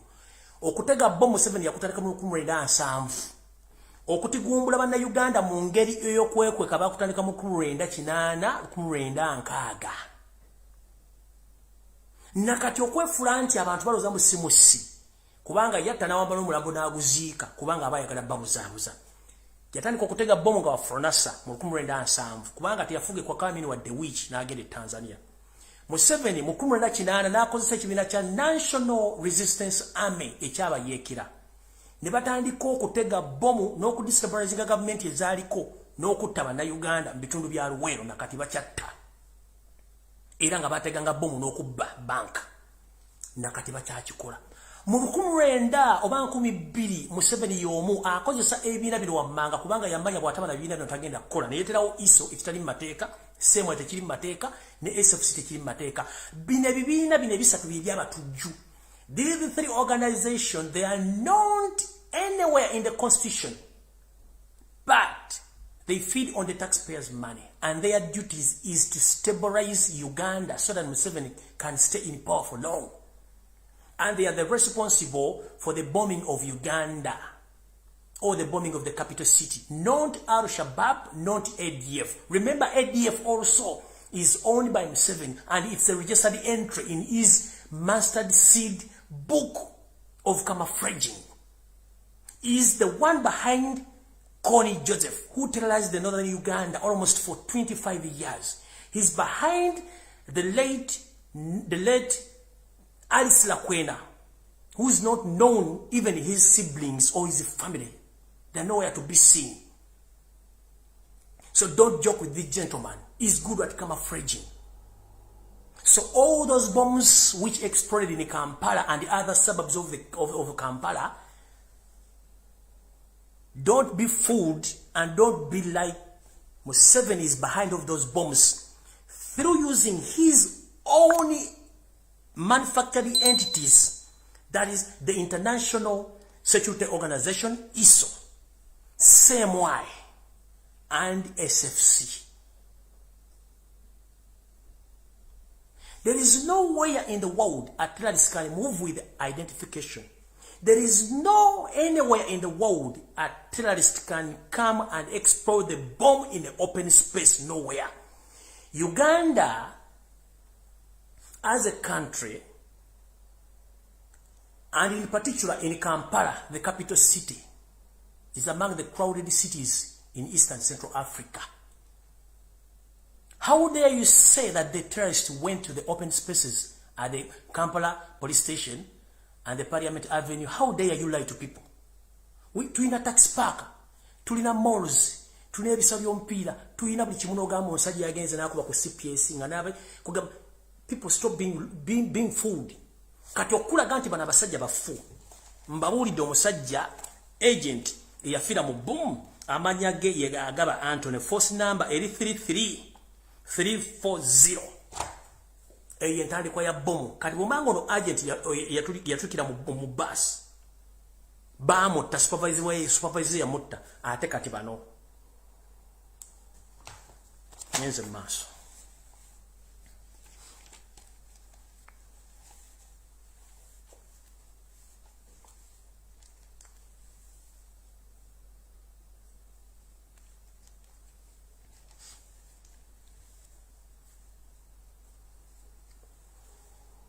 Okwongeza ku information ginabawadde ey'oku blackmailing and nope.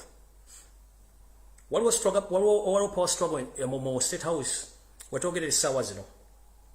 Ye ng'omuntu ayagala kivaamu naye atasobola kivaamu. Muhoozi abantu bamwagala. Oli omutunzi w'ebiwolo n'ebibumba abantu bamwagala kati waliwo obuzibu. Naye nga ye agamba Muhoozi alina okufuga eggwanga kitajja kusoboka. M23 nayo ente ya Museveni era naye teralizinga Congo ku ssente z'omuwa omusolo. Wetwogerera essaawa zino nabagambye nti bano abasajja batwala ataza nupo omuli obukofiira uniform weapon ne identification already ziri Congo. Nkiddamu uniform za nupu omuli obukofiira ne card ziri Congo ate nga nsayiningeko omukono gwa Robert Kyagulanyi Center. Bwe munaawulira nti bakutta abantu abasiraamu nga basse era batadde ku international medias ngaba plays nti Kyagulanyi abadde abafunding n'ebintu ebyo bino mutegere butegeezi kye kigenda maaso era mukitegere bulungi nnyo. Enanga ne bano temuddamu kulimba ggwanga musirike busirisi kubanga kyemukola kya bulabe nnyo. Eggwanga mulifudde ekizibu, abasiramu bafuukidde olukokobe, ate nga mulowooza nti ensi tebalaba, ensi ebalaba. Ebintu bino sasa dakika 13 ndoddewo nnyo. Ndoza nja kubaddira olulala mbawo information edda kati right now njagala kukola kye tuyita summary bw'obufunze. Amawulire amala nja gabba olunaku lwa kuba saagala gaba wamangi. Ekisookera ddala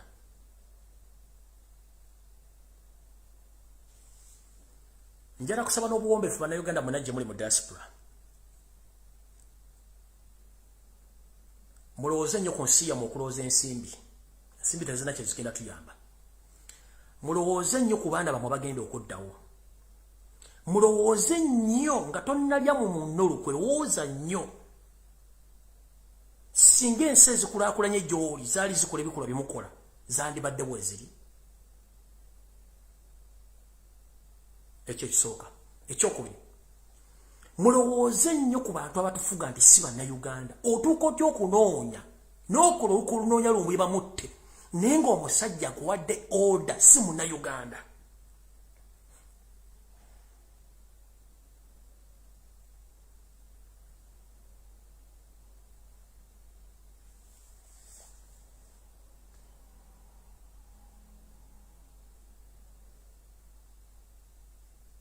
Ne mugenda mutunde ensi abantu basatu. Mwagenda China ng'ensi eraba. Parliament mugitegeezezza. Museveni wayiika Windows. N'ogenda China osayininga endagaano nga Parliament temanyi. Tomanyi lu China.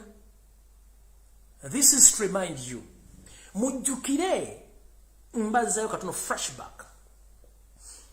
China ng'etandikiriza okwagala okutumaamiramu amagi. Yasooka negamba nti esindise eyaliko Chief Justice wa Uganda Bati Katulebe mututte China emuwadde omulimu okubeera omu ku beebuzibwako mu mateeka.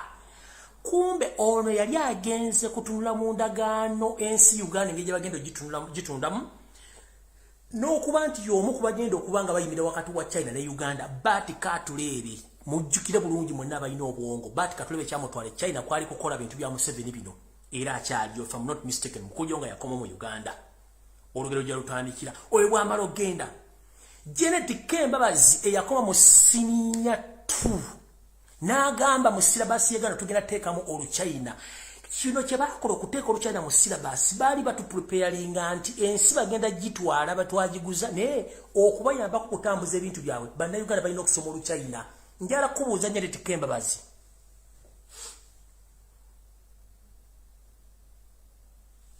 Nsi ki gye walola gyeko ng'esomesa olulimi olugwira mu national syllabus y'ensi eyo nga temwalina kigendera nti ensi mwagiwaayo?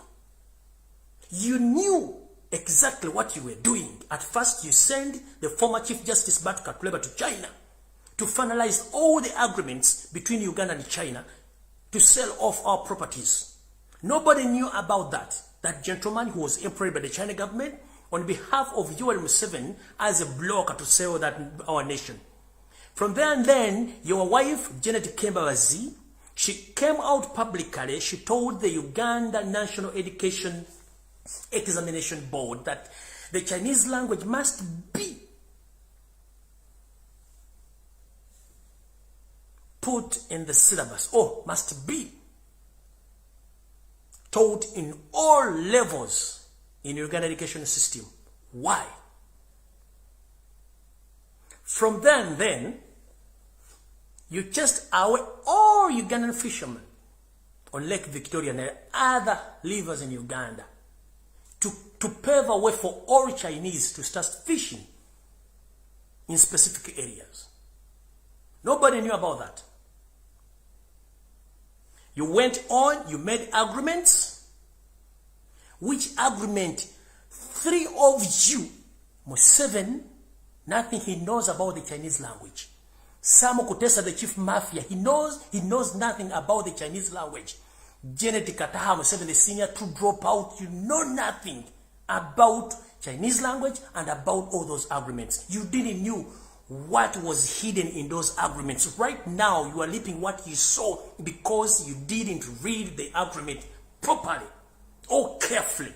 Right now, the Chinese government or Chinese companies, they are still demanding more of our properties, including the border posts of Marabandi Busia, because they need to collect more money so that they can refund. They can get their money which they lend to you.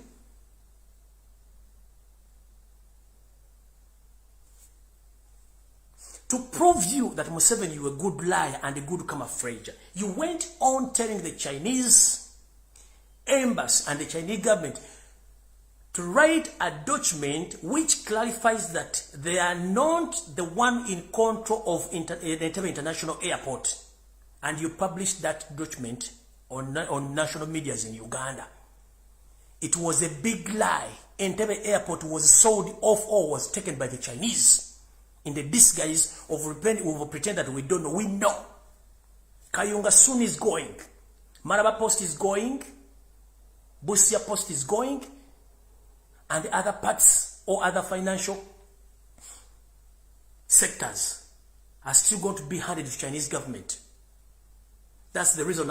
That's the reason as why your wife told the Minister of Education that all Ugandans must study the Chinese language, because you knew that as time goes on, the Chinese, they will take over the country. But if we can ask,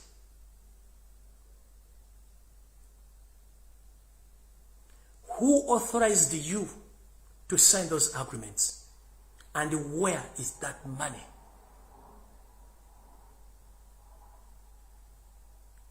Njala kubuuza Matayo Kasaija oba Matia Kashaija ajja mu parliament onali kusindika ebinnyo. Mbu economy ya Uganda eri stable nga bw'ojja oyogera. Nga n'essente zisasula abakozi ba gavumenti eziriiwo. Njagala omuwulire lunaku ki parliament lwe yateesa n'authorize ng'ogenda okujja ssente China lunaku ki? In the courts of justice, twalonda Robert Kyagulanyi Ssentamu ng'omukulembeze w'eggwanga, results ezaava mu bulu tuzirina. Mmwe abaasayininga endagaano ezo mwazisayininga mu bukyamu kubanga temuli bakulembeze balonde. So endagaano ezo mwazisayininga mu bukyamu, ssente mujja zisasulanga mmwe kenyini. Era mmwe Abachina, this is to inform the Chinese government, please. You made a mistake to lend Museveni money as an individual because we had election at the beginning of this year. We Ugandans elected Robert Kyagulanyi Ssentamu as our next president. So whatever agreement you agreed between you and Museveni is narrow and void. We have all the results of the previous election that Robert Kyagulanyi Ssentamu is the president of Uganda. If you have those documents without any sign of Robert Kyagulanyi Ssentamu on those loans, mani yani minye kubanga tujja genda mu koti tubuuze akakiko by'okulonda lye wangula Robert Kyagulanyi Ssentamu Museveni ya signing ngani, sente zatwala zitwala ngani. Nchidam, the Chinese government, you made the mistake. We are not going to pay that money. And we are not willing to pay. Because you made a mistake. You agreed with the mafia, a foreigner, a refugee. But you made a mistake. And it might be that you made a loss. We are Ugandans. We are tired of being led by the foreigners who don't care about our country. They care about themselves. You made a mistake of giving Museveni the money because he's not the eligible president of the Republic of Uganda. The eligible president of Uganda is Robert Kyagulanyi Ssentamu. It is on record. We shall go to the courts of law after the fall of that government and you will answer the questions. The end of the day, each and every loan you gave or you lent to Museveni as a person, you regret the day you signed those agreements. For us, we are not accepting that fully.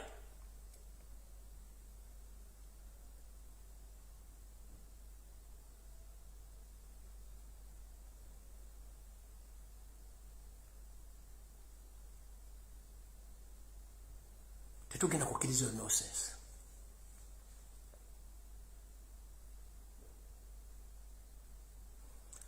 Ngamaliza. Abantu abazanya katemba ne Museveni mu bintu ebyo byokwerinda n'ebintu by'obulamu lekeraawo. Bannabyabufuzi. Kirabeka bannabyabufuzi abantu abalona mwavaako mwagenda kukiikira bitundu byammwe bya kyama. Bameba parliament abali mu Uganda enamba esinga obungi mwagenda kukiikira bitundu byammwe bya masosi baloozi bammwe. Bwe mufuna ssente mugenda mu lodge, mugenda mu zi hoteri kugula mamotoka na kuchakaza bakazi bammwe so si banna Uganda. Wetwogerere sawa zino enamba esinga obungi bameba parliament tebasobola kuva wadde okwadressinga ensobi ezigenda maaso mu ggwanga. Njagala muve mu wakane temwagenda kukiikira bitundu byammwe bya kyama. Let me change this statement to English. 80% of all elected members of parliaments in Ugandan parliament, they have forgotten that they were elected by the people or their voters. They went there to represent their private parts, and they are enjoying the taxpayers' money. There are so many lot of catastrophes which are taking place in Uganda, but nobody is talking because they were paid to keep quiet. You went there to represent your private parts, and you are enjoying right now. There are so many Ugandans who are rotting in jail. The judicial system is corrupt. Police is corrupt. Everyone is corrupt to the extent that Museveni he had reached to the extent of corrupting even families of those whom he had killed. As we speak right now, the late Sheikh Chiriv, his entire family is suffering in torture chambers. And the man is busy placing the family to accept that Sheikh Chiriv was a rebel leader and is affiliated to NUP. His young daughters, they were all left in those torture chambers, and I was informed.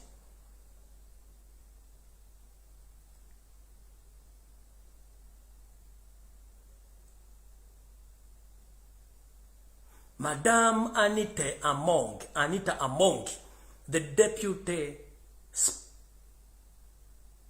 deputy speaker of the Parliament of the Republic of Uganda. Madame, I request you kindly, please. We've seen a lot of people playing more dangerous games than you. Madame, I'm going to start investigating the history about you. And all the data games you are dealing with. I know you are among the side dishes of your city, but have not a side of caricatures. That's why you talk. That's why you don't care. That's why you move like a queen. Madam, let me tell you one thing. Talking like a queen because Museveni slept with you, it won't spare you. Remember, Museveni uses you. At the end of the day, he dumps you.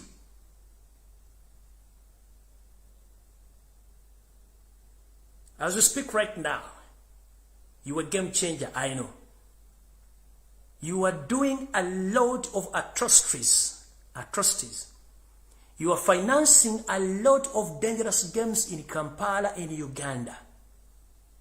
Recently witnessed during the campaign times, we were given a lot of money, in billions, and you display that money in the other part of Uganda, in your constituency. Right now, you are the one who meets all those people who are going to play data games in Uganda. Because at one time, or you're still sleeping with him, I don't know, but the information which I have that you are among the side dishes of Museveni. You are using your private parts to terrorize Ugandans because Museveni knows you, that you are so sweet. Nyabo, we've seen a lot. We've seen a lot and we suffered a lot. How many knickers do you put on when you're coming to the parliament? How many dresses you put on when you're coming? You put on when you're coming to the parliament? Just one. Be very careful.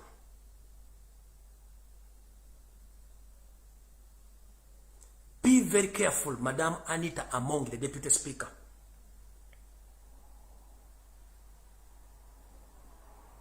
We know that a big number of all MPs, they went there to enjoy, to satisfy their private parts, not to represent Ugandans who voted them.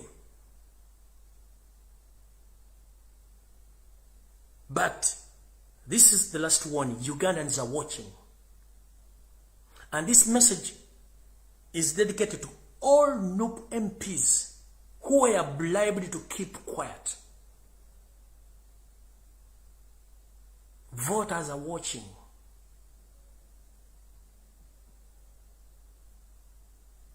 My last message to the President of the Republic of Uganda, the elected President Robert Kyagulanyi Ssentamu. Mr. President, with due respect, you've witnessed a lot of catastrophe in the National Unity Platform.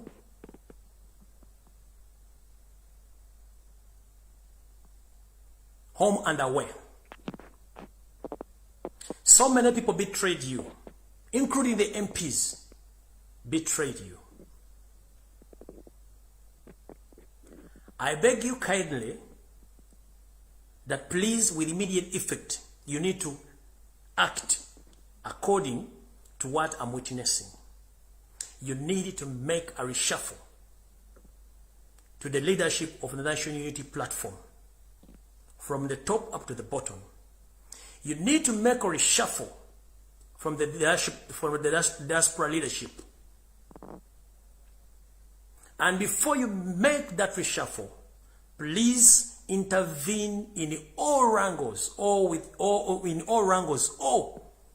in misagreement amongst the leaders in diaspora. It destroys our party. And in particular, you should inform those leaders in diaspora that they are there, that they are leading people, not animals. If the people whom they lead, they accept that they don't want you, please sit down. We must be examples. Leaders are examples to the people whom they lead. But if a leader behaves awkward, what do you represent? So, Mr. Robert Kyagulanyi Ssentamu, I beg you kindly, please reshuffle the leadership of National Unity Platform from the party up to the diaspora. Otherwise, we have a lot, and we've seen a lot. Museveni, he had spent billions of money to destroy National Unity Platform, but we are still exist. But if you don't act with immediate effect, don't regret. And you've witnessed a lot of political parties, the way how they've scrambled them. So we don't want to be there witnessing the scramble of National Unity Platform. You need to act with immediate effect. And you too, you must listen to the request, to the cry of your supporters worldwide. Leaders, they ever listen to the people they lead. And you should allow people to approach you or to reach you, because they have a lot of information. The moment you hide yourself from those people, that means you will not get information from the people whom you lead. Please, Mr. President Robert Kyagulanyi Ssentamu, you need to reshuffle NUP. You need to reshuffle NUP, and you need to reshuffle the diaspora leadership with immediate effect, because the thing is rotting, and it's still rotting.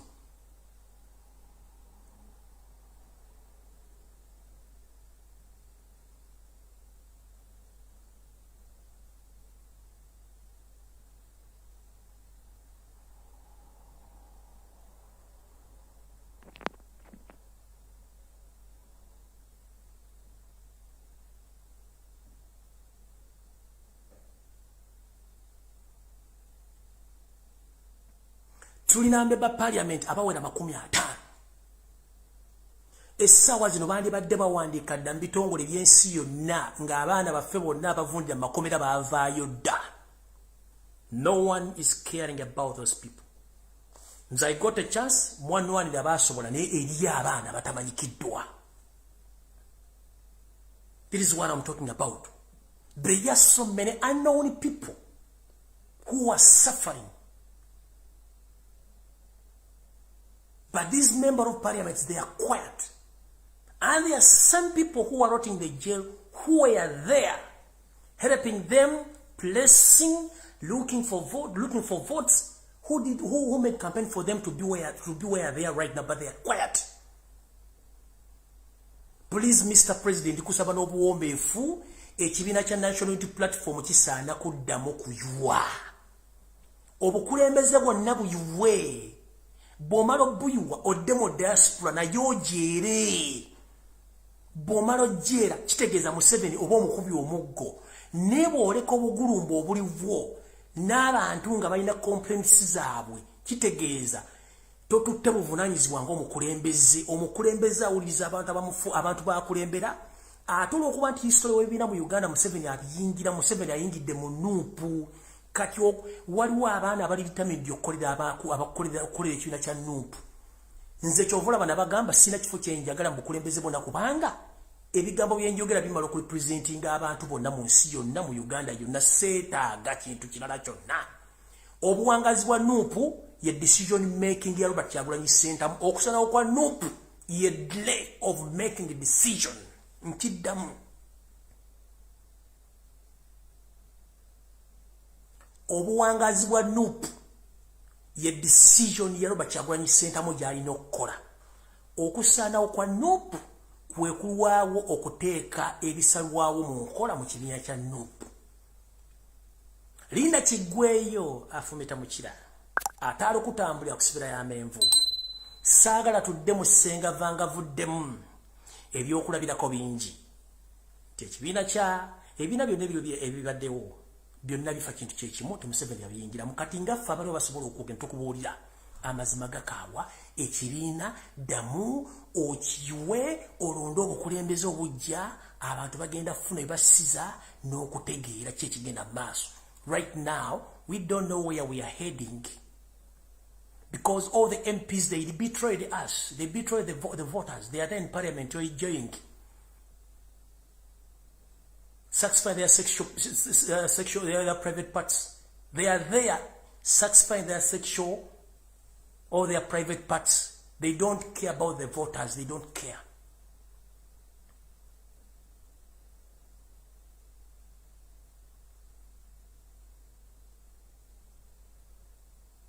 Mr. Robert Kyagulanyi Ssentamu, Mr. President, I humbly request you, please, decision making is the key factor. The more you delay to take action, the more the party is going to decline or is going to be scrambled by the dictator Museveni. He had spent billions of money.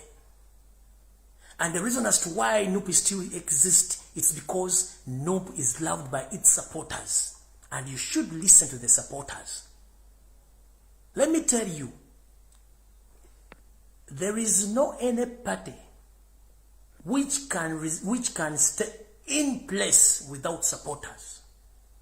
It's good that you've witnessed the day you started the campaign, the day you went again to Mbale and the northern part of Uganda. People are still loving you and people they still love NUP. But there are some problems in NUP you need to solve before it's too late. Mr. President, thank you very much to listen to me. And I thank all Ugandans for loving me and fighting for my rights. And I myself am committed that I will still do exactly what I'm doing to pay you back. Where will I be without you? Thank you very much. May God bless Ugandans. Stay blessed. I'm not fighting anyone, and I will not blame anyone. Even though some of them, they betrayed me, I don't care. I just keep on saying that you are not the problem. The problem is Museveni, who infiltrates you, who changed your minds from the real reality to dark side. But you should reset your mind before it's too late. We are all Ugandans. This man soon is going.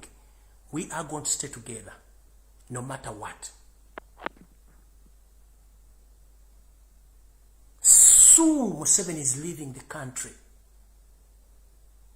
We Ugandans, we are going to stay there as Ugandans. There is no need of fighting each other.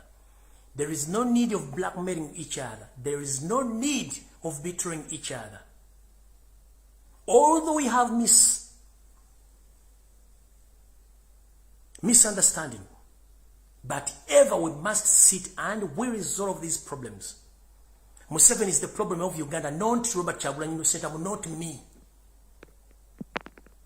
We elected member of parliament to help us, but they have betrayed us. The man whom we fighting to get out of the country is organized. We must be organized too. If we divide ourselves, that means it's like we are supporting Museveni. The more we fight each other, it's like we are supporting Museveni. The man is in power for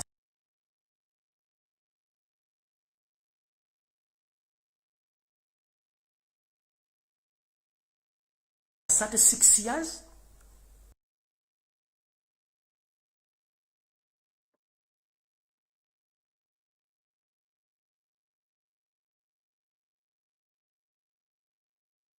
Aina sente, alina mundu, alina makomera, alina buli kimu. Ffe abalwana abagala omujja kati nga twerwanyisa tulina ki? We must come together to dissolve the problems of the differences of faith ate tufune ensonyi. Message esembayo. Abakulembeze ba Nuupu mufune ku nsonyi. Twagala kubeera kyakulabirako ekisinga ebiina ebirala. Nti omukulembeze bw'ofuna ensonyi kitegeeza b'okulembera bagenda kutegeera nti oli mukulembeze. Ensi ezikulakulana omuntu bamukomplainingako odde ebbali abalala ne batekinga over. And so many times people in developed countries, leaders, if their supporters or the people who elected them, they complain about them, they resign and they step aside and others takes over. But in Uganda, someone makes a mistake, he doesn't want to be informed that please you made the mistake. No. The only thing they do is just to make sure that he or she divides those people so that they can stay on. That system must stop, please. We must behave like mature people. I know mistakes are for human, but we must reserve and we must respect each other. Kino kibagamba. Akulembeze mwenna muwulire ku nsonyi. Bwe bagamba nti kino kikyamu kitegere kikyamu ate uliza akugambye. Atha bwe tutafuna kuswala kijja sigala nga twerwanyisa. Bwe tulwanyisa atudde. Ffe bamulwanyisa ate tweyuzaamu tebikola. Tulina kusigala nga tulwamu. Kyenvudde mbagambe sina gwe ngenda kuvuma kulwana oba kwogera mafuukule. It's up to them. Njagala ensi yange, njagala banda Uganda. Bambeereddewo nange no babeererawo. Ate kino nkikugamba Museveni. Njagala okiwulire. Era kino njagala kigamba na Uganda nga nfundikira. Katonda antaddewo kubeerawo yajja okunkuuma. Olunaku lwali yagala okuntwala ajja kuntwala. Sigenda kutirira nsi yange. This is my constitutional right to speak the truth. You've been lying to Ugandans almost for 50 years. You've been camouflaging. Nobody knew you. We are in the country. Even the people you lead, they don't know the real you. Recently, when I forced you, you came out.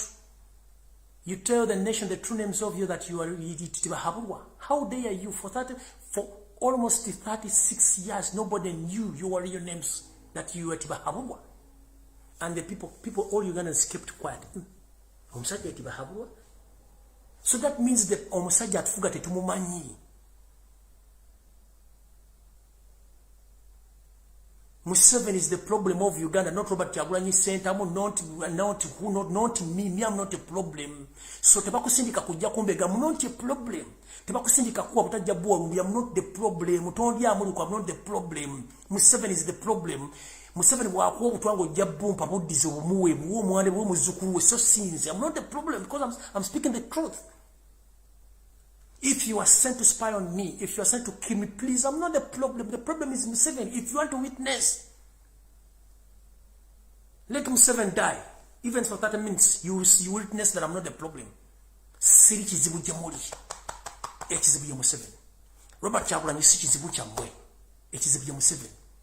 Tebakuwa butwa tebakuwa sente bojobegera ombuyo simayo muliemu olukumala biseera. Webanamawulire bali mu Uganda bali ku TV. Ekintu kyokola bakuwadde emitwalo 10 miliyoni ojjovumera ombuyo omwono nerinnya kubanga oyagala kuyisawo ekintu kya Museveni. Oli bw'ati bwakola. Kwekute okulya ejjo okwesubya omuwula. Ebintu bingi ebijja mu maaso nze seemanyi namwe temumanyi. Who knew me? Tiwali yali amanyi. Kati bwe nva mu bantu n'endya ssente za Museveni bankoze ekivve. Sati zigo. Sijja ziri ate sirizirya. Ebigambo byogeddwa bingi n'eri kigambo tekikutula gumba mu keep on talking. Nja kujja mbabuulira amazima.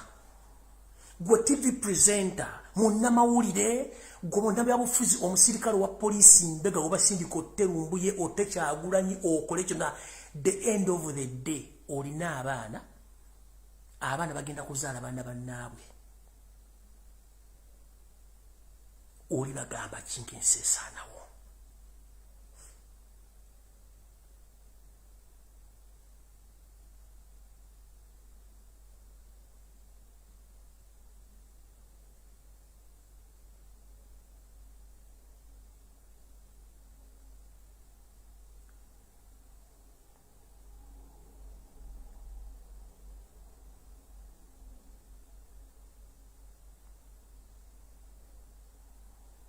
Nchibabulide open gokuba sindise mu mutake ojonzi tompo butuwa. You are wasting a lot of time.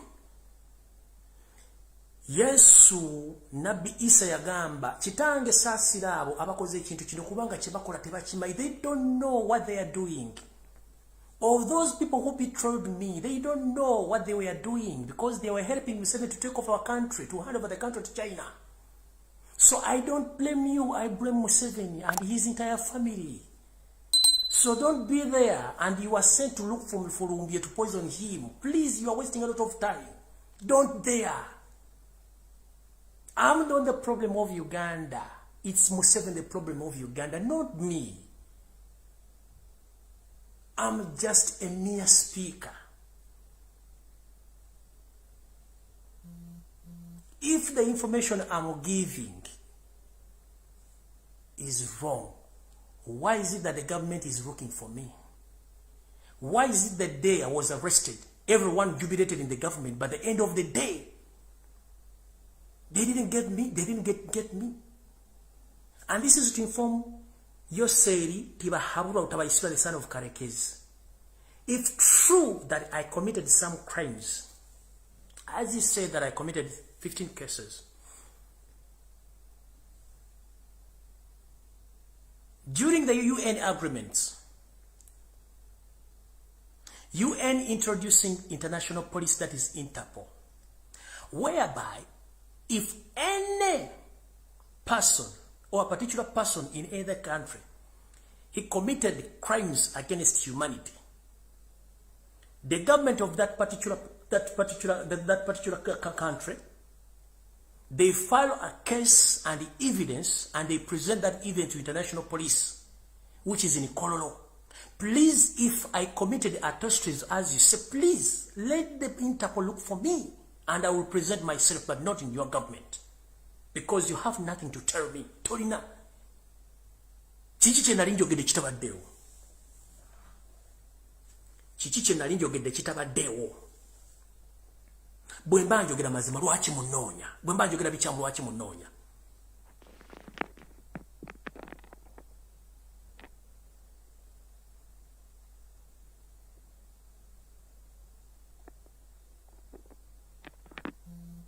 Bwemba njogera mazima lwaki munonya.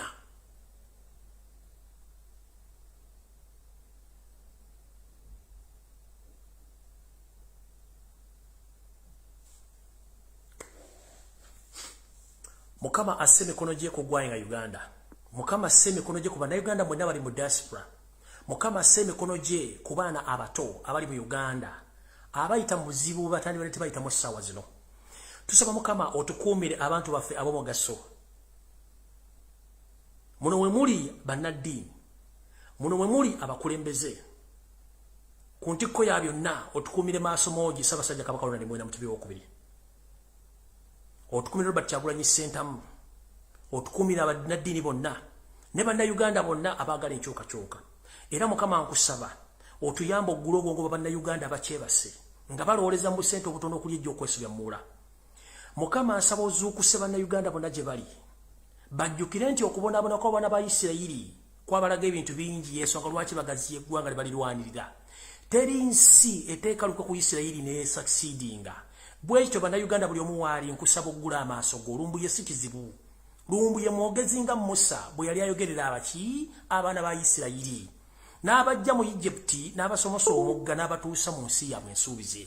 Bw'atyo Kyagulanyi n'abantu abamu abasobola okuvayo okwogera gwe mulimu gwe bakola tetulina kizibu. Mukama nkusaba otwala obuvunaanyizibwa okuba buli mwana wa Uganda akyalimu empeka emera omuwa obuvumu n'obuvunaanyizibwa okwogera ddembe lyabwe bange eryatulwa mu ssemateeka okutiisibwatiisibwa okukuba kulaga sayini eziraga nti abatutiisa bakola bikyamu. Bw'oba okola ekituufu ki ekyo kutiisatiisiza omuntu, bw'oba okola ekikyamu lwakyotta omuntu. Constitution egamba nti kooti y'essemateeka yeyina okusaddawo omuntu okufa so si ggwe muntu agamba nti gundi afe.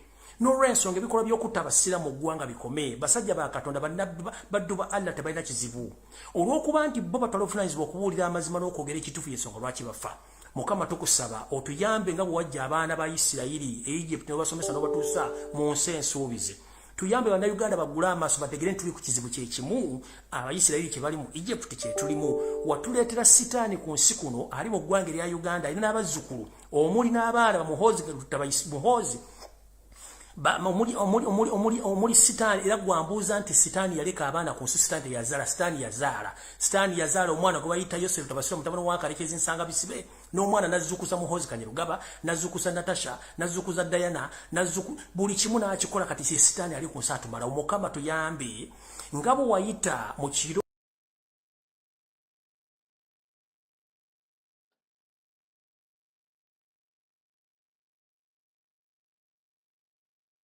ng'ogenda okusomosa abaana ba Isirayiri n'olagira abaana ab'obulenzi bonna mu ggwanga erya Egypt okubanga tebaazukako olunaku.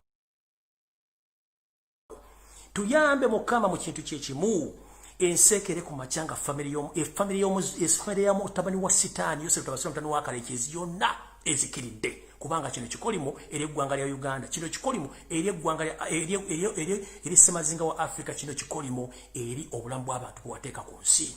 Mukama nga bw'ogamba nti bw'owa omuntu obuyinza tomukkiriza, bw'owa omuntu obulamu tomukkiriza muntu yina okuggyako ggwe. Naye tuyambe sitaani gwe watulekera ku nsi omututwalire kubanga bannayuganda baagala ensi yaabwe.